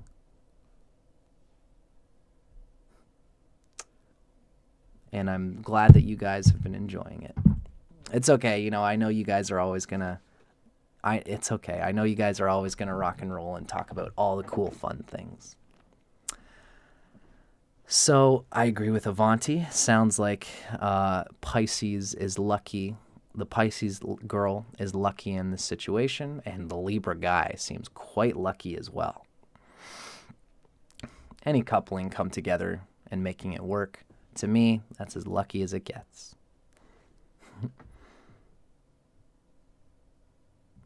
I love it, y'all. So, thank you, everybody. This has been a wonderful, enriching podcast for me. Again, it's nice to be able to get juiced up and excited in my work that I do in my life. You guys are all very sweet. You're, you guys are an awesome crowd, and I love sharing this stuff with you. I love having a crew of people getting together and hanging out with me while I do this stuff and hanging out with each other. If I could create any kind of community, that is just the coolest thing I could ever expect to happen. And it's happening, folks. It's happening organically. It's just nice when you get like-minded people coming together and loving each other. So let's call her a day here, folks. We've gotten through all of the Libra Man combinations. Took about as long as I thought it would. And this is just how these are going to be now at this point in my game, because I love doing it. Thank you, Susie. I'm glad that you enjoyed it. Thank you, Jessica. Thank you, Zuleika, Teresa, Irene, Avanti, Saram. And we've had a few other people here. I hope I said Zuleika. Yeah. This has been dope. And so stay tuned, folks. This was just a random one. I wasn't sure if I was going to even come on today on Sunday and do this, but I had the time, I made the time, and we made it happen. So stay tuned. I'm doing charts more now, if anybody's interested. I've got charts. I'm going to be doing people's charts from July through to the end of August, possibly a bit into September, but I'm doing Kriya Yoga meditation retreat. I'm not doing it. I'm attending it with my teacher, Ryan Kirksack, in September. So by September, I'm going to be slowing down on charts. And throughout all of this, throughout this whole year, I'm going to try to keep going on having Thursdays and Sundays as our days to hang out and do this together. So it seems to me like that's probably how that's going to go. Thank you, Susie. I appreciate you saying that you look forward to my yoga content. So thank you, everybody. If anybody is interested in a reading, as Jessica's asked, no pressure to, feel free to email me at astrology@dustincormier.net if you feel called. I just love doing it for folks, and I love sharing this stuff with you guys as well. Blessings to all. Sat Nam. Namaste. And enjoy your Sunday, folks. Rock and roll, and if you're as turned on as I am, have fun with the sacred energy that we cultivate together here on this channel. It is for bliss. It is God-given. And, if you're anything like me, you're probably going to take it and cycle it through from the bottom to the top, so that we can realize that our spiritual energy can be sacred, and our sacred energy, our sexual energy, can be sacred and spiritual. That's what I meant to say. Our sexual energy can be sacred and spiritual, and our spiritual energy can embody the sacred as well. Whether that's with a partner or by yourself, it can always be done. Something I particularly have been playing with is, when I'm in it and I'm in the consciousness, I am not trying to get to the end of it. I'm just sitting presently, being with the present moment of the orgiastic bliss that I'm experiencing in my genitals and in all of the centers that I have moving through. Especially I've been playing with breathing, It's a whole thing that I've been just excited to talk with people about.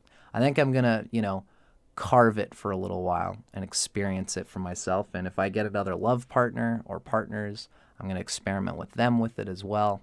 And I'm excited for all this. But more than anything, I'm excited to be connected to the divine in myself. This is what my Venus Atmakarica seems to be leading me towards. My sexual energy used to be something I would just get out of the way. And I realized that was a key part of myself. I would get it out of the way, and then I would compensate by doing a lot of career things, a lot of different things. Now I can still do those career things and have a wonderful, enriching orgasm somewhere along the way. I've even been practicing not edging and then not coming. A lot of the times I just end up, I'm still early in this game, and I just have been coming, when a lot of the times when I explore it. It's a hard thing to find that bridge on. But again, I've been exploring not feeling bad about that. I just feel really good about all of it that I've been doing lately. And I'll be talking with you guys more about this stuff at some point. Like I said, whether it's on a channel dedicated to this stuff or whatever, I'm excited. That's why I'm talking about it. But we will get to that when we get to it. So again, blessings to everybody. Have fun. Enjoy yourselves on this lovely Sunday. And I will see you guys, if not this coming Thursday, then next Sunday or somewhere along the way. And I'll put it on my channel so you guys can see it. Lots of love, folks. Thanks for hanging out with me.